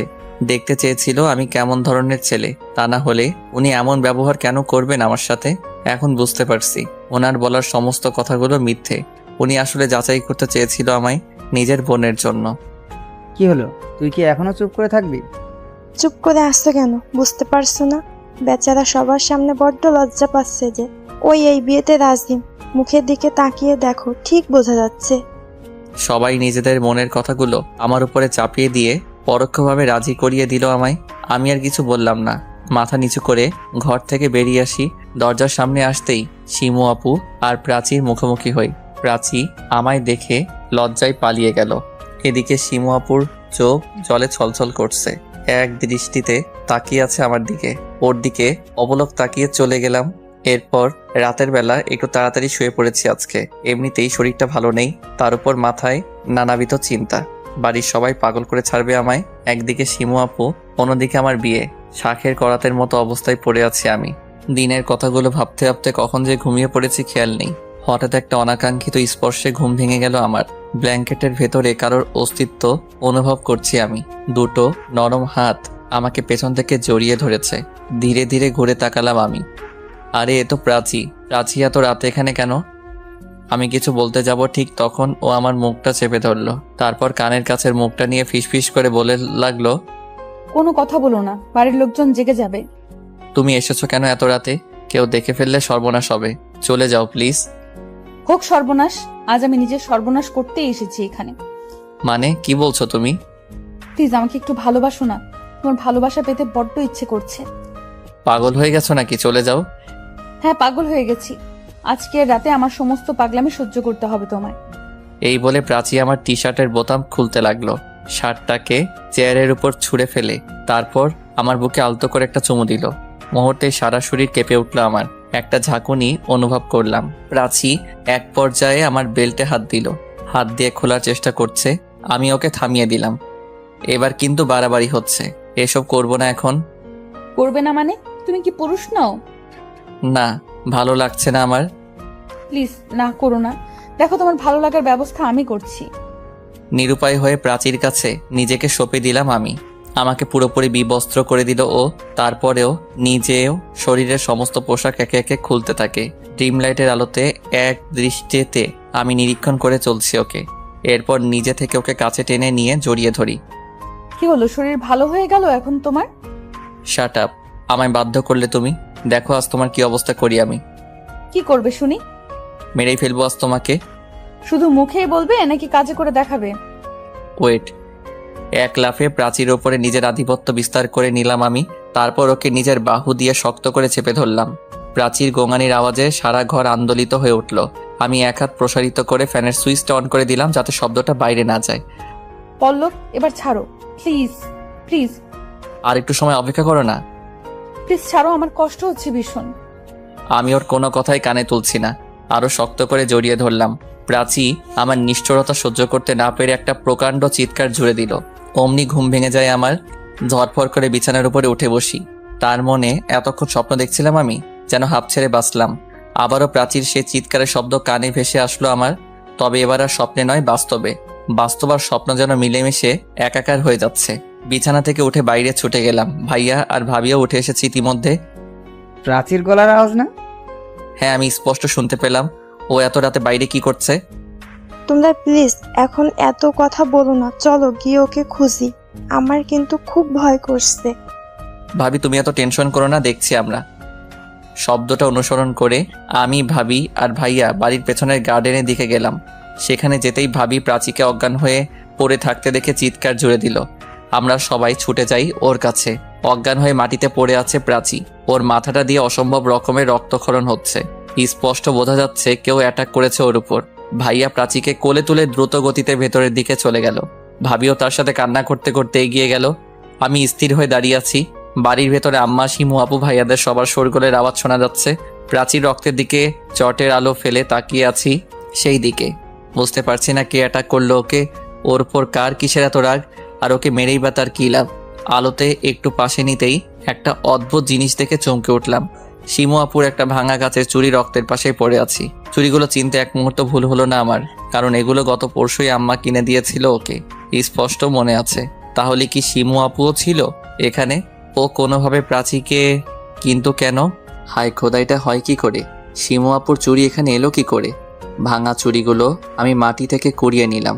কিছু টুকরোতে প্রাচীর রক্ত মিশে আছে, তারপরেও কুড়িয়ে নেই। বাড়ির ভেতরে ঢুকে দেখি ইতিমধ্যে গাড়ি এসে গেছে। ভাইয়া আর ভাবি গাড়িতে তুলে হাসপাতালের উদ্দেশ্যে রওনা হলো। আমাকে বলল যেন সকালবেলা হাসপাতালে যাই। এই মুহূর্তে বাড়ি খালি করে সবার বেরিয়ে যাওয়া ঠিক হবে না। প্রাচীর অবস্থা এতটাই সাংঘাতিক, ওকে জরুরি ভিত্তিতে হাসপাতালে নিতে হলো। বাড়িতে এখন শুধু মা আর শিমু আপু। আমি আর দেরি না করে সোজা শিমুর রুমে গেলাম। ও শোবার জন্য প্রস্তুতি নিচ্ছিল। আমি ভেতরে ঢুকতেই চমকে উঠল। আরে কি হলো, তুই এখন আমার ঘরে? আমি তো চমকেই উঠেছিলাম। ইদানিং তুমি একটু বেশি চমকাচ্ছ না শিমু আপু? মানে কি বলতে চাইছিস তুই? আমি আর কোনো কথা না বলে চুরির ভাঙা টুকরোগুলো শিমু আপুর সামনে ধরলাম। ও কিছুক্ষণ তাকিয়ে রইল সেগুলোর দিকে। কি এগুলো? এগুলো ভাঙা গাছের চুড়ি। তো আমি কি করব? আমাকে দেখাচ্ছিস কেন? কারণ এগুলো তোমার কাচের চুড়ি, যেগুলো আম্মা কিনে দিয়েছিল তোমায়। মাথা খারাপ হয়ে গেছে নাকি তোর? এই চুড়িগুলো আমার কেন হতে যাবে? দাঁড়া, তোকে দেখাচ্ছি। শিমু আপু আমাকে অবাক করে দিয়ে ড্রয়ার থেকে ওর নতুন কাচের চুড়িগুলো বের করে আমাকে দেখালো। কি হলো, এবার মুখ বন্ধ কেন? কিছু বল। এগুলো তোমার নয় তাহলে? আর আমি কি ভেবেছিলাম? ছি, তুই আমাকে সন্দেহ করছিস? তুই ভাবছিস আমি প্রাচীকে? ভাবলি কি করে এসব তুই? ও আমার বোনের থেকে কম নয় কোনো অংশে। আচ্ছা সরি, আমি বোধহয় একটু বেশি ভেবে ফেলেছি। প্লিজ আমার কথায় রাগ করো না তুমি। শিমু আপুর ঘর থেকে বেরিয়ে এলাম। সত্যি এগুলো আমারই বাড়াবাড়ি। সেদিন তাজ ভাইয়াকে নিয়ে আজ আবার চুরি। আমি শিমু আপুর ওপর অতিমাত্রায় সন্দেহপ্রবণ হয়ে উঠছি। আমার এই ব্যবহার শিমু আপুকে কষ্ট দিচ্ছে। এরপর থেকে আর কোনো বিষয়ে নিশ্চিত না হয়ে কথা বলবো না ওর বিষয়ে। এই সময়ে আমার ওর প্রতি অনেক বেশি যত্নশীল হওয়া উচিত। সেটা না করে অযথা সন্দেহ করে যাচ্ছি। পরের দিন সকালে হাসপাতালে প্রাচীকে দেখতে গেলাম আমি। ওর শারীরিক অবস্থা এখন অনেকটাই অনুকূলে। ডাক্তার জানিয়েছেন আর একটু ট্রিটমেন্ট নিলেই পুরোপুরি সুস্থ হয়ে উঠবে। প্রাচীর কেবিনে গেলাম আমি। গিয়ে দেখি দুটো মোটা মালিশ মাথার নিচে রেখে শুয়ে আছে। আমাকে দেখে একটা মুচকি হাসি দিল প্রাচী। ওর পাশে গিয়ে একটা টুলের ওপরে বসলাম। এখন কেমন লাগছে প্রাচী? অনেকটা ভালো। বাহ, তুমি জানো আম্মা গত রাতে চোখের পাতা এক করতে পারিনি তোমার চিন্তায়। আর তুমি? প্রাচীর এই প্রশ্ন একটু হলেও সংকোচে ফেলে দিল আমায়। কি বলবো ওকে বুঝতে পারছি না। আমার একটা হাত নিজের দিকে টেনে নিল ও। বলো, তোমার চিন্তা হয়নি আমার জন্য? কেন হবে না, নিশ্চয়ই হয়েছে। তুমি অতিথি আমাদের বাড়ির। শুধুই অতিথি, আর কিছু নই। এখন চুপ থাকো। ডাক্তার এমনিতেই তোমার সাথে বেশি কথা বলতে নিষেধ করেছে। পুরোপুরি সুস্থ হওনি তুমি। ঠিক আছে, বেশি কথা বলবো না। আমার একটা শেষ প্রশ্নের উত্তর দাও। কি প্রশ্ন? তুমি আমায় বিয়ে করবে তো? এখন এই প্রশ্ন কেন? ভাইয়া বলেছে আমি সুস্থ হলেই নাকি যত দ্রুত সম্ভব আমাদের কাবিনের ব্যবস্থা করবে। কখন বললে এই কথা? এই তো একটু আগে। আচ্ছা আমি উঠি এখন, তুমি রেস্ট নাও। আমি উঠে বেরিয়ে যাব, ঠিক তখন প্রাচী পেছন থেকে আবারও বলে উঠলো আমায়। তুমি কিন্তু এখনো আমার প্রশ্নের উত্তর দিলে না। বলো, আমায় বিয়ে করতে তোমার কোনো আপত্তি নেই তো? আমি ওর কথার কোনো উত্তর না দিয়ে বেরিয়ে গেলাম। হ্যাঁ, এটা বলাই যেত এই বিয়েতে আপত্তি আছে আমার। কিন্তু যখন সেই আপত্তির কারণ জিজ্ঞেস করা হতো কি উত্তর দিতাম আমি? এই ভয়, আর সংকোচটাই কুড়িয়ে কুড়িয়ে মারে আমায়। উত্তেজনার বশে একটি রাতের করা ভুল আমার জীবনের সব কিছু ওলট পালট করে দিল। নয়তো প্রাচীকে বিয়ে করতে কোনো আপত্তি ছিল না আমার। ওকে বরাবরই ভালো লাগতো আমার, এখনো সেই ভালো লাগাটা কাজ করে, কিন্তু আমি নিরুপায়। এরপর হাসপাতাল থেকে বাড়ির উদ্দেশ্যে বেরিয়ে পড়ি। পথিমধ্যে আবারও সেই ফেক আইডি থেকে একটা মেসেজ আসে। আমার আর তোমার মাঝে যে বাধা হয়ে আসবে তাকে সরিয়ে দেব আমি।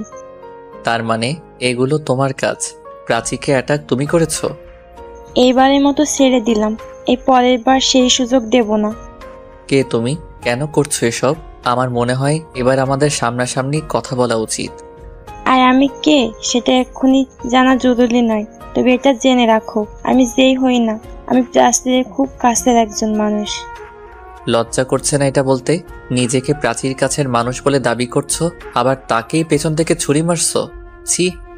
হঠাৎ আমার গাড়িটা রাস্তার মাঝে ব্রেক কষলো। সামনে তাকিয়ে দেখি বিশাল বড় জ্যাম পড়ে গেছে। এখন এই বিরক্তিকর জ্যামের মাঝে বসে বসে অপেক্ষা করা ছাড়া কোনো উপায় নেই।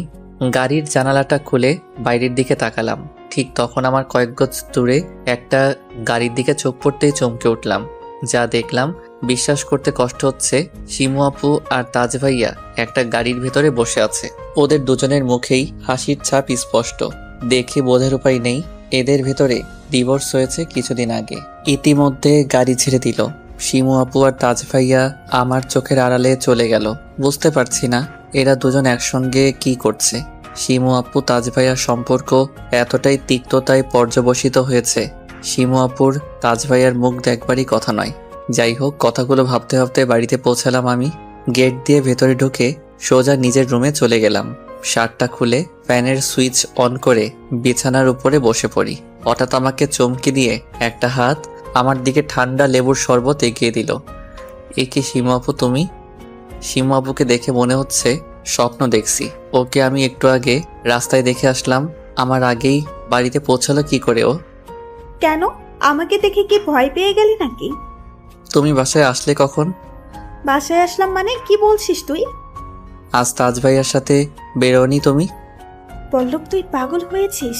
আমি তাজের সাথে বের হব? তোর কি সত্যিই তাই মনে হয়? তাহলে আমি রাস্তায় কাদের দেখলাম? স্পষ্ট দেখলাম তুমি আর তাজ ভাইয়া একটা গাড়ির ভেতরে বসে আছো। শিমু আপু আমার দিকে হা করে তাকিয়ে রইল। ও যেন আকাশ থেকে পড়লো আমার কথা শুনে। আমি নিজেও সংকোচের ভেতর পড়ে গেলাম। তাহলে কি যা দেখছি সবটাই মনের ভুল আমার? না, এত বড় ভুল হয় কি করে? আমি নিশ্চিত চোখের সামনে যা দেখেছি পুরোটাই সত্যি। দেখ, আমার মনে হয় প্রাচীকে নিয়ে তুই একটু বেশি ভাবছিস, তাই এসব ভুলভাল জিনিস দেখছিস। আমার কথা বিশ্বাস না হলে তোর আম্মাকে জিজ্ঞাসা করে দেখ। আজ কোথাও বের হইনি আমি। আম্মাকে জিজ্ঞেস করি শিমু কোথাও বের হয়েছিল কিনা। তার উত্তরে কিছুই পরিষ্কার হলো না। আম্মার বক্তব্য তিনি উপরের রুমে ছিলেন। শিমু আপু একবার তার ঘরে এসেছিল, তারপর আর দেখা হয়নি। আমার মনের সন্দেহই থেকে গেল। কোনো রকম কুল কিনারা হলো না। এরপর শিমু আপু আমার ঘর থেকে বেরিয়ে যায়। আমি ল্যাপটপটা খুলে বসে পড়ি। আজকে একটা বন্ধুর সাথে কথা হয়েছিল। ও আমাকে কনফার্ম করেছে যে করে হোক ওই ফেক আইডির আসল মালিককে খুঁজে বের করে দেবে। অর্থাৎ যে নম্বর দিয়ে অ্যাকাউন্ট খোলা হয়েছে সেটা পেয়ে গেলেই আসল কালপিট পর্যন্ত পৌঁছাতে পারবো আমি। আমার সেই বন্ধুটাকে নক করতে যাব। ঠিক তখন আবারও সেই ফেক আইডি থেকে একটা ভিডিও আসলো। ভিডিওটা ওপেন করতেই গা গুলিয়ে উঠলো আমার। What the hell! এগুলো আমাকে পাঠানোর সাহস হয় কি করে তোমার? একদিন তুমি আমি এইভাবে সময় কাটাবো। আই লাভ ইউ পল্লব। এটা কিছুতেই সম্ভব নয়, মরে গেলেও নয়। কেন নয়? আমি তোমাকে না পেলে কি করব তুমি ভাবতে পারছো না এই মুহূর্তে। আমাকে কিছু ভাবতেও হবে না, যা খুশি করে নাও তুমি। ভেবে বলছো তো? হ্যাঁ, ভেবেই বলছি। তোমার সেই ভিডিও কিন্তু এখনো আমার কাছে আছে। এটা ভাইরাল করতে 1 মিনিটও সময় লাগবে না আমার। কি চাও তুমি আমার কাছে? সত্যি করে বলো, কেন আমার লাইফটা হেল করে দিচ্ছ? কি চাও তুমি আমার কাছে? আমি তোমাকে চাই পল্লব, তোমার এই শরীরটা চাই। তুমি নিজেও জানো না কি জ্বালা জ্বলছে আমার মনের ভিতরে। তোমার দুষ্টু স্পর্শই একমাত্র আমার মনের জ্বালা মেটাতে পারে।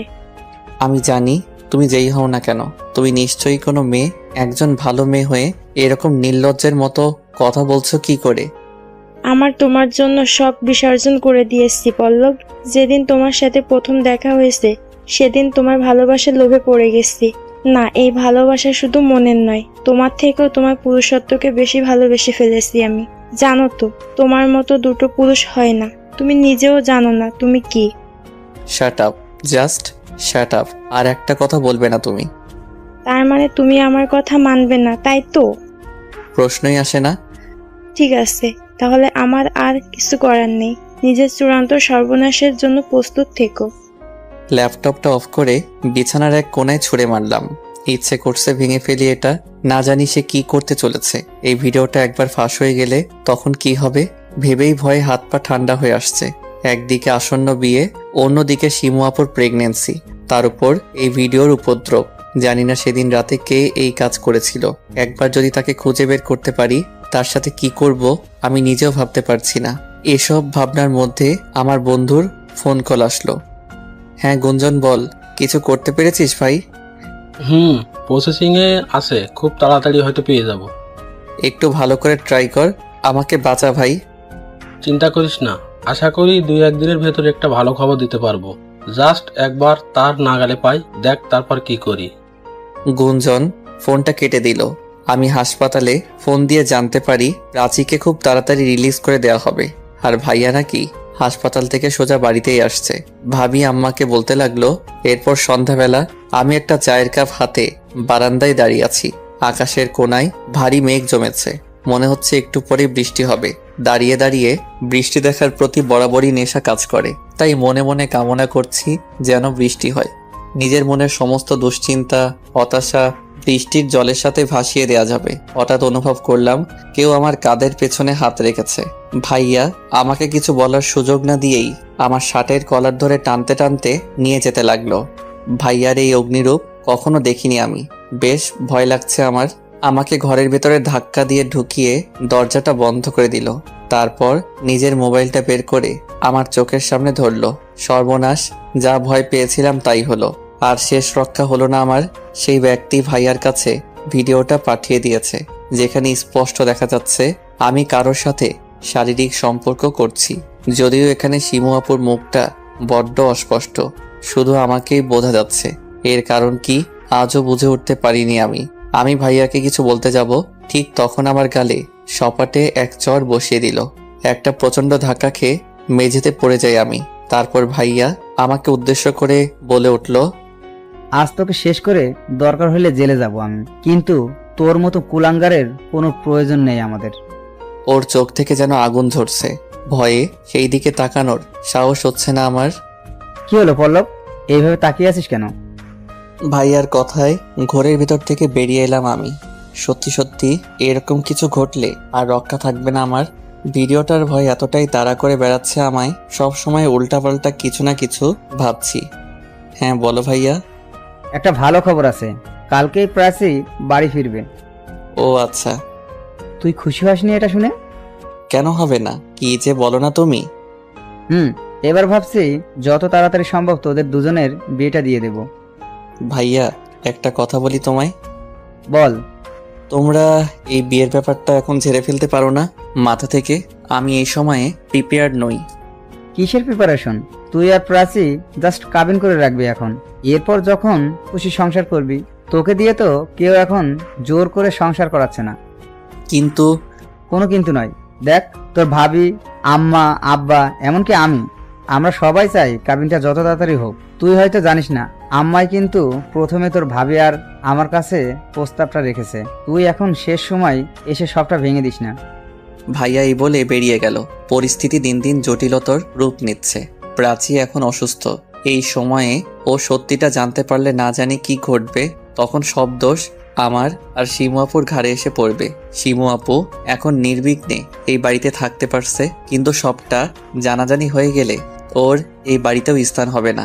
আমি ভালো করেই জানি এরকম কিছু ঘটার আগে সবটা সামাল দিতে আমায়, সেটা যে কোনো প্রকারেই। এরই মধ্যে আমার ফোনে আবারও সেই বন্ধুটার ফোন কল আসে। হ্যাঁ গুঞ্জন, বল।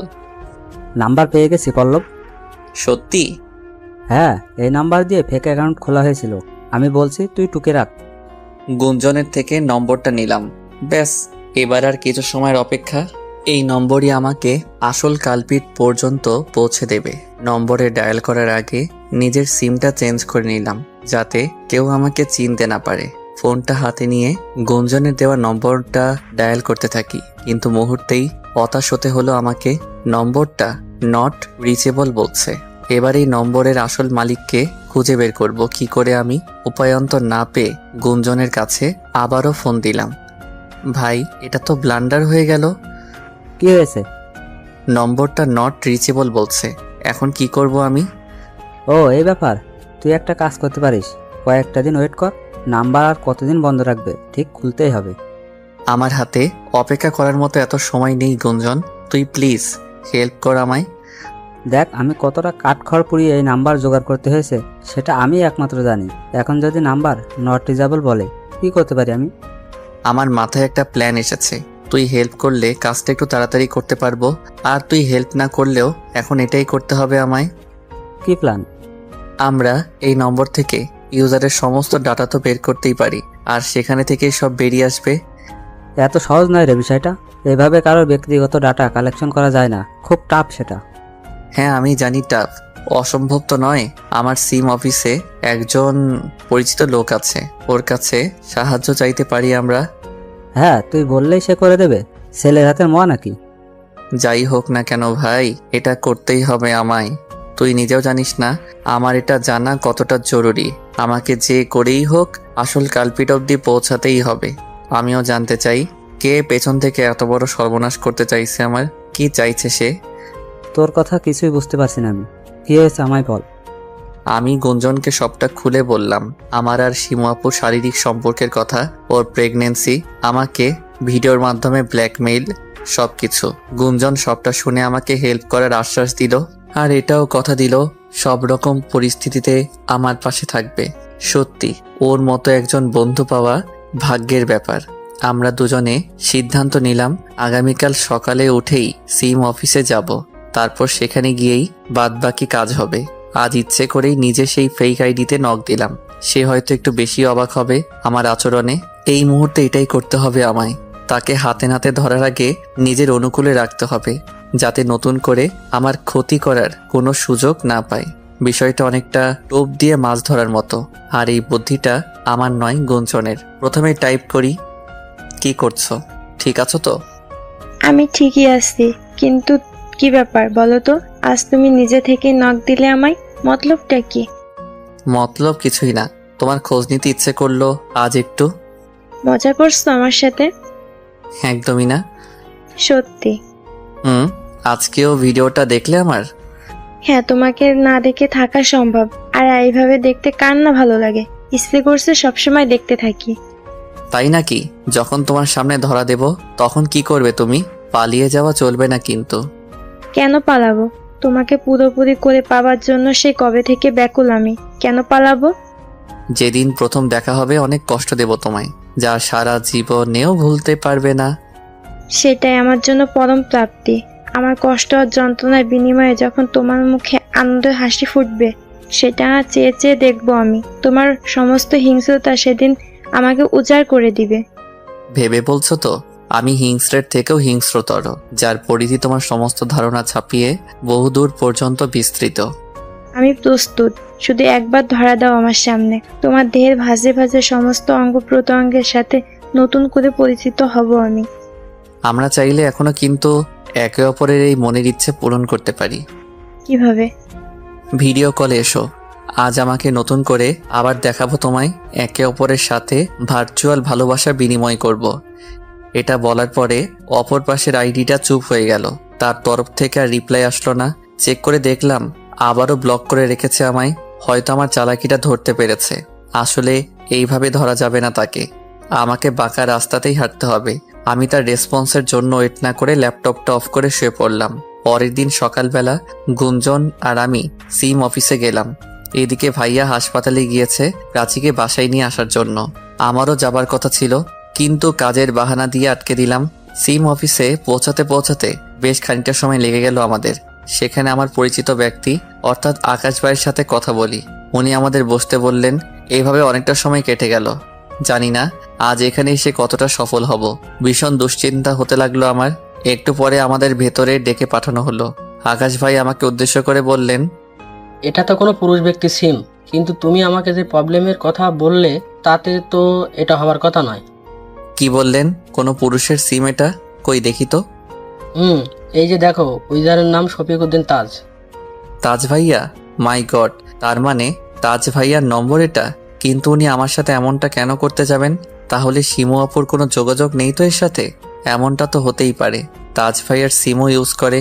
এর আগেও এদের দুজনকে একসাথে দেখেছি, একে অপরকে ফোন কল করতে দেখেছি। তার মানে আমার সেই দেখাগুলো নিছকই মনের ভুল ছিল না? তাহলে কি আসল কালপিট শিমু আপু? হে খোদা, এটা কি করে হয়? আমি শিমু আপুকে ভালো করেই চিনি। ও আমার সাথে এত বড় প্রতারণা কেন করবে? তাছাড়া ওর সাথে আমার সবকিছুই হয়ে গেছে অনেক আগেই।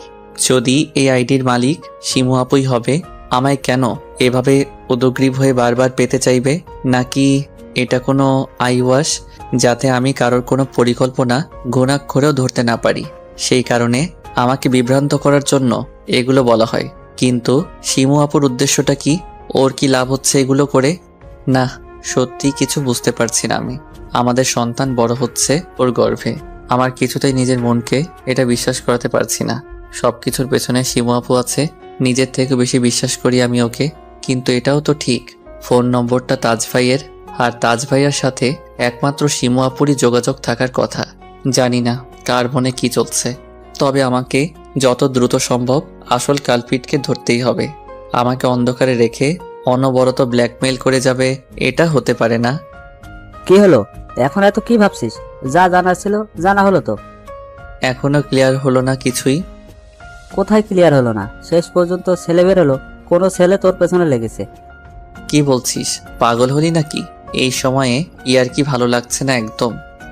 আরে আজকাল সব হয়, তুই জানিস না হয়তো। তোর তাজ ভাইয়া এসব কেন করতে যাবে আমার সাথে? আমি নিশ্চিত ওনার নম্বর ব্যবহার করে কেউ আমার সাথে এই নোংরামিটা করছে, আর আমাদের ইন্টিমেট ভিডিওটা সে করেছে। কিন্তু কে হতে পারে সেটা? সেটা তো আমিও বুঝতে পারছি না। বুঝতে পারছি না বললে চলবে, আমাদের আসল কালপিট পর্যন্ত পৌঁছাতে হবে। এই ভাবনাই আমাকে দিনরাত ঘুমাতে দিচ্ছে না। আমি জানি না কি করে পৌঁছাবো তার কাছাকাছি, অর্থাৎ একেবারে হাতে নাতে ধরতে পারবো। আমার কাছে একটা প্ল্যান আছে পল্লব, জানি না তোর পছন্দ হবে কিনা। প্ল্যান? কোন প্ল্যানটা অ্যাপ্লাই করিনি বল। এখন নতুন করে কিসের প্ল্যানের কথা বলছিস তুই? চল যেতে যেতে বলি তোকে, তবে এইবারে কাজটা কিন্তু একটু অন্যরকম।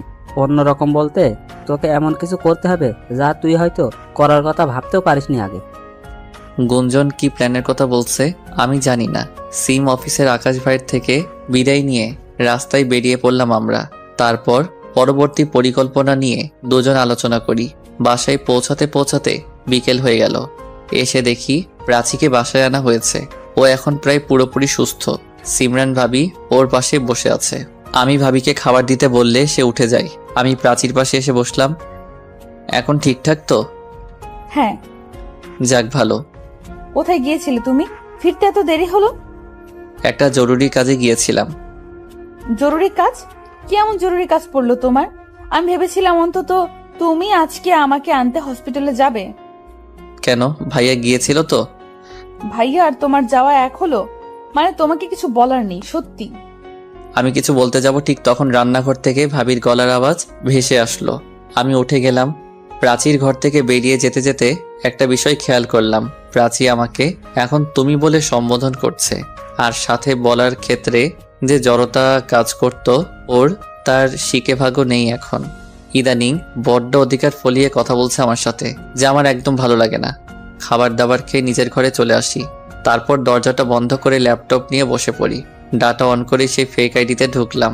প্রথম টোপটা এখনই দিতে হবে আমায়, দেখা যাক কাজ হয় কিনা। নিজের আপত্তিকর মুহূর্তের কিছু ছবি পাঠিয়ে দিলাম। তারপর তার রিপ্লাইয়ের জন্য ওয়েট করতে থাকি। প্রায় 1 ঘন্টা পরে রিপ্লাই আসে। এটা তুমি? হ্যাঁ আমি। কোনো সন্দেহ আছে? তোমার চেহারা দেখা যাচ্ছে না, বুঝবো কি করে? সত্যি এটা আমি? বিশ্বাস করি না। তো কিভাবে বিশ্বাস করাতে পারি? নিজের চেহারা সহ একটা পিক তুলে আপলোড করো, আর অবশ্যই এমন ভাবে তুলবে। এই মুহূর্তে একে নিজের জালে ফাঁসাতে হলে যা চাই তাই করতে হবে। গুঞ্জন আগেই বলেছিল আমাকে এমন কাজ করতে হবে যা আগে ভাবতে পারিনি। সত্যি এই জঘন্য কাজগুলো করতে হবে এটা আমার ভাবনারও অতীত। আমি নিজেকে পুরোপুরি উজাড় করে কিছু ছবি তুলে পাঠিয়ে দিলাম।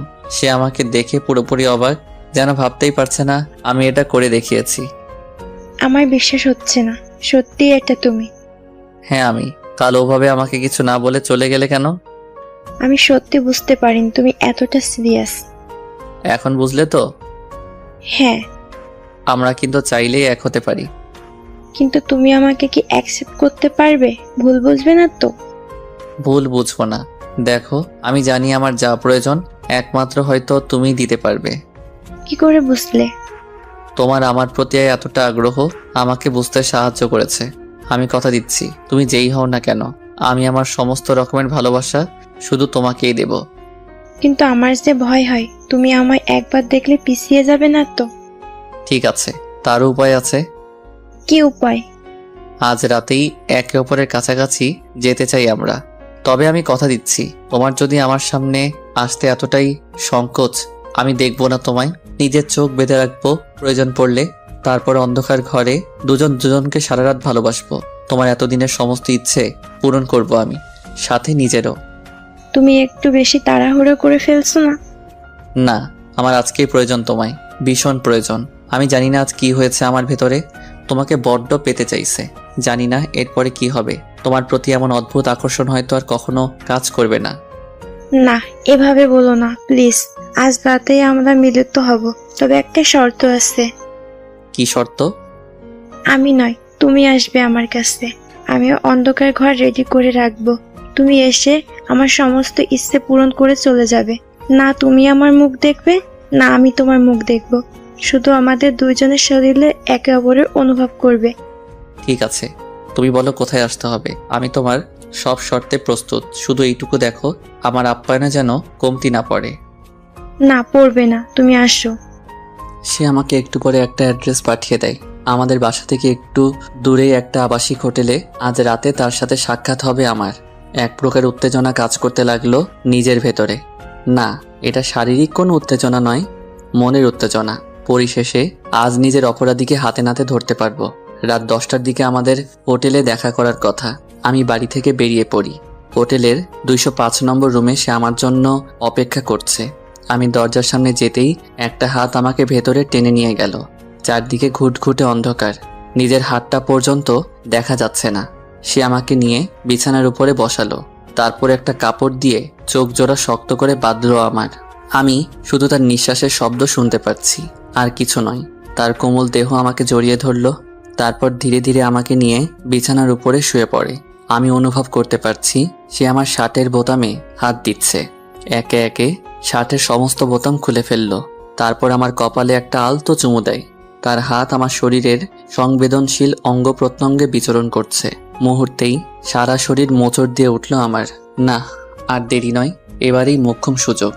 এই সুযোগ আমাকে কাজে লাগাতে হবে। কিন্তু সে এতটাই ধূর্ত, আমি ভাবতেও পারিনি সে আমার হাত দুটো বাঁধার চেষ্টা করছে। আমি অমনি তাকে বলে উঠলাম, এ কি আমার হাত বাঁধছো কেন?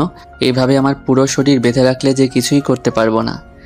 সে দূর থেকে ফিসফিস করে আমাকে বলে, তোমাকে তো কিছুই করতে হবে না, যা করার আমি করছি। আজ আমি ভালোবাসবো তোমায়, তুমি শুধু আমায় ভালোবাসা নিতে থাকো। না, এমন কথা তো হয়নি আমাদের ভেতর। হয়নি তো কি হয়েছে? দেখো না এখন আমি কি করি। সে আমার হাত দুটো বেঁধে ফেলেছে প্রায়। ঠিক তখন আমি সুযোগ বুঝে এক ঝটকে সরে গেলাম। তারপর চোখের বাঁধন খুলে ফেলি। আমি আগে থেকে জানতাম বিছানার পাশে ড্রিম লাইটের সুইচ থাকে। সুইচ বোর্ডের উপর এলোপাতাড়ি হাত চালাতে থাকি। হঠাৎ একটা লাইট জ্বলে উঠল। অমনি সে আমার উপরে উঠে পড়ে। মুহূর্তে চমকে উঠলাম আমি। মনের অজান্তেই নিজের মুখ থেকে বেরিয়ে আসলো, এ কি ভাবি তুমি? সিমরান ভাবি বেশ অপ্রস্তুত হয়ে পড়ে। সে নিজেও বুঝতে পারিনি আমি এরকম একটা কাণ্ড ঘটাবো। এ কি, এটা কি করলে তুমি? তুমি শর্ত ভঙ্গ করলে শেষ পর্যন্ত। হ্যাঁ করেছি শর্তভঙ্গ। তার আগে বলো তুমি এখানে কি করছো? এমন ভাব করছো যেন কিছুই জানো না।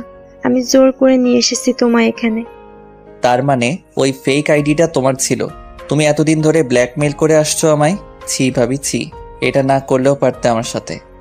বিশ্বাস করো, আমার অন্য কোনো উদ্দেশ্য ছিল না। আমি শুধু তোমাকে চেয়েছিলাম। আমার ওই ভিডিওটা তুমি করেছো লুকিয়ে, তাই না? এত বড় একটা ষড়যন্ত্র করলে আমার বিরুদ্ধে? আবার গলা উঁচু করে কথা বলছো? না, তুমি ভুল ভাবছো, আমি কোনো ভিডিও করিনি। তাহলে ওটা এলো কি করে তোমার কাছে?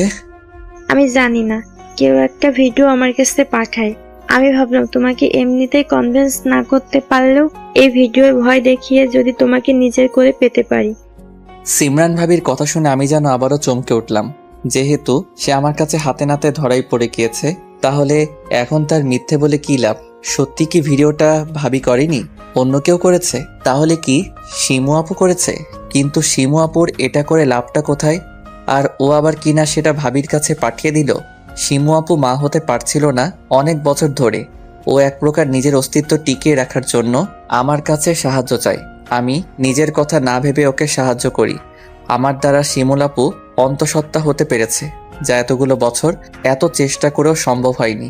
তাহলে ও এসব নোংরামি কেন করতে যাবে? কেন ইচ্ছে করে আমাকে বিপদে ফেলবে? এটাই মাথায় ঢুকছে না আমার। বিশ্বাস করো পল্লব, তোমার কোনো প্রকার ক্ষতি করার উদ্দেশ্য আমার ছিল না। আমি শুধু তোমাকেই চেয়েছিলাম, আর কিছু নয়। এটা বলতে তোমার বাচ্চা না? আমার বড় ভাইয়ের স্ত্রী হও তুমি। আমি তোমার থেকে বয়সে আর সম্মানে দুটো জায়গা থেকেই নিচে। তোমার আমার সাথে এই বেহায়াপনা মানায় না। সিমরান ভাবি সংকোচ ভেঙে আবারও আমার কাছে চলে আসলো। তারপর আমাকে বলতে লাগলো, এটা বেহায়াপনা নয়, এটা আমার ভালোবাসা। আমি তোমাকে যেদিন প্রথম দেখেছিলাম সেদিন তোমার প্রতি একটু একটু দুর্বল সৃষ্টি হয় আমার। আমি তোমাকে কখনোই বলবো না আমাকে বিয়ে করো। আমি সারা জীবন তোমার ভাবি হয়ে থাকবো। শুধু আমায় তোমার শরীরের অধিকারটুকু দাও। শাট আপ, জাস্ট শাট আপ। তুমি এখন অন্য কারোর স্ত্রী। আমি তোমার কাছে একজন পরপুরুষ ছাড়া কিছুই নই। দর্পণ ভাইয়াকে ছেড়ে তুমি কারোর কথা ভাবতে পারো না, এটা গোনা। তোমার দর্পণ ভাইয়া কোনোদিন আমার অন্তরের চাপ পূরণ করতে পারবে না। ওর ভিতরে সেই ক্ষমতা নেই যে বয়সে ছোট হয়ে তোমার ভিতরে আসছে।